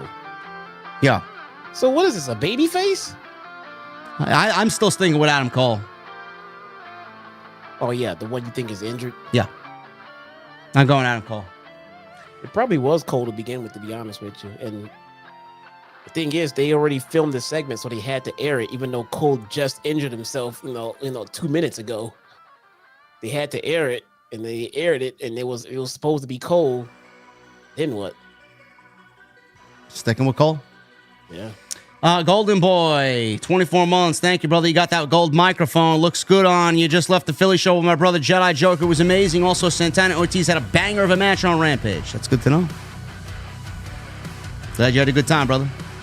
Also, with a $10 super chat is Golden Boy. Highlight of the night was as we were leaving, QT Marshall and Bryce Remsburg got in our elevator with us, but my phone was dead, and QT said, let me take a pic with his phone, and he would DM it to us on X. That's awesome. That's awesome, man. Will Chisholm with a $10 super chat. Mercedes Moné comes to AEW. I think her storyline will be good because she will make sure of it. But I think the other women's division will sadly stay the same. Alex from Phoenix with a $4.99. I find it a bit hard to be invested in MJF vs. Kenny when an interference finish seems to be the possible outcome. Have a great night. Let's go Diamondbacks. Bro, don't let the outcome of the match that you are not sure of yet deter you from watching what should be a great match that's going to get at least a half an hour of TV time. Yeah, enjoy the actual wrestling match. Yeah. We did with the main event of tonight's show. We enjoyed the wrestling match. And the ending was terrible. Yeah. New Bendy Comics with 14 months. I see Okada Bryan at Wrestle Kingdom. That would be money along with Ospreay Omega again. Tanahashi pinned Alex Shelley recently, so I hope we get that at Wrestle Kingdom. Tanahashi needs to retire, I think. Yes. DL Bain with a $4.99. I'll be honest, JD, it's kind of strange to hear you say Impact with no laughter at the end of it. I only do that on my end, bro. I'm not going to do that with Jesse. Joseph Taylor with $2 super chat. JD, Killer Kelly or Nikita Lyons? And what comparison are we making, Joseph? Nikita Lyons. If we're going with in-ring ability, Killer Kelly. If we're going with who I prefer looks-wise, Nikita Lyons. Bro, they did not put those up for in-ring ability. No. This question means Nikita Lyons. Yes. And it takes nothing from Killer Kelly, but you know, you're asking me, you know, the difference between a Ferrari and a Lamborghini. So I'm just picking this one. They're two beautiful women. Let's end it with that. Okay? Yeah. Omega Con with $5. All these geeks are too much. Might as well do an impersonation of a geek convulsing, laughing my ass off. I don't know what you're talking about, Omega, but there are a lot of geeks on social media, man. Fuck them. And Will Chisholm, he's talking about Jay White here, $5 super chat. Vince blocked Triple H from getting Jay White. Triple H is going to try and give his all to get Will Ospreay. Yes, Triple H wants Will Ospreay. We know that for a fact. He wanted him before he re-signed with New Japan. He wants him now for sure. Yeah, he's going to give his all to get all of the big name free agents out there. Yeah. Only problem is now he's not playing with Dad's money. Now he's playing with Ari Emanuel's money. Yeah.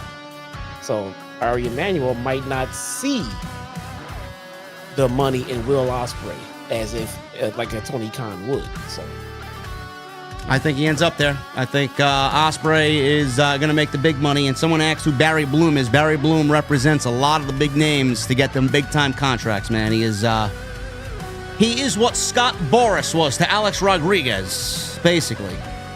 He's like Ari Gold in yeah.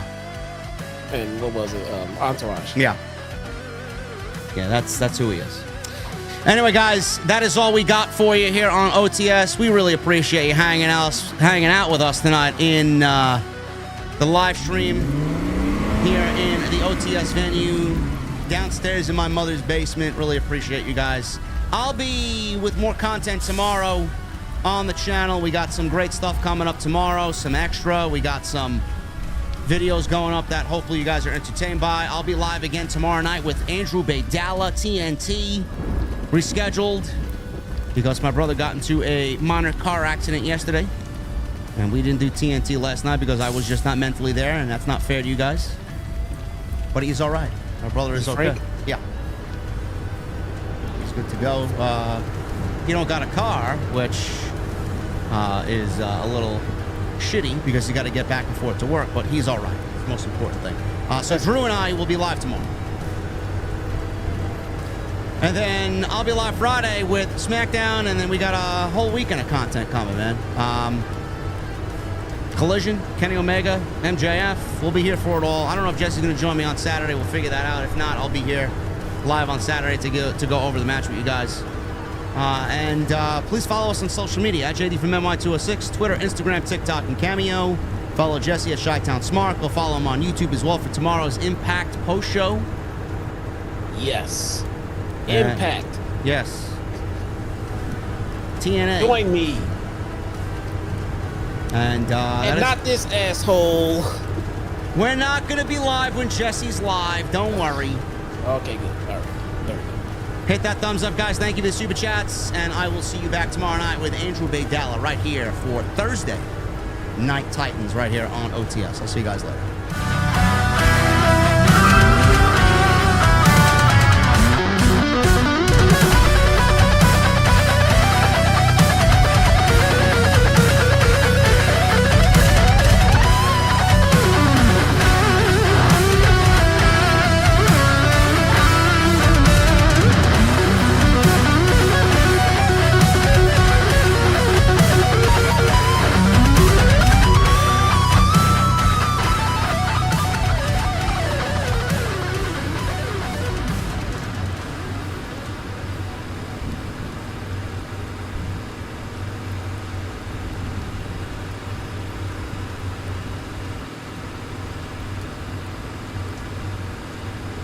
Now we are off.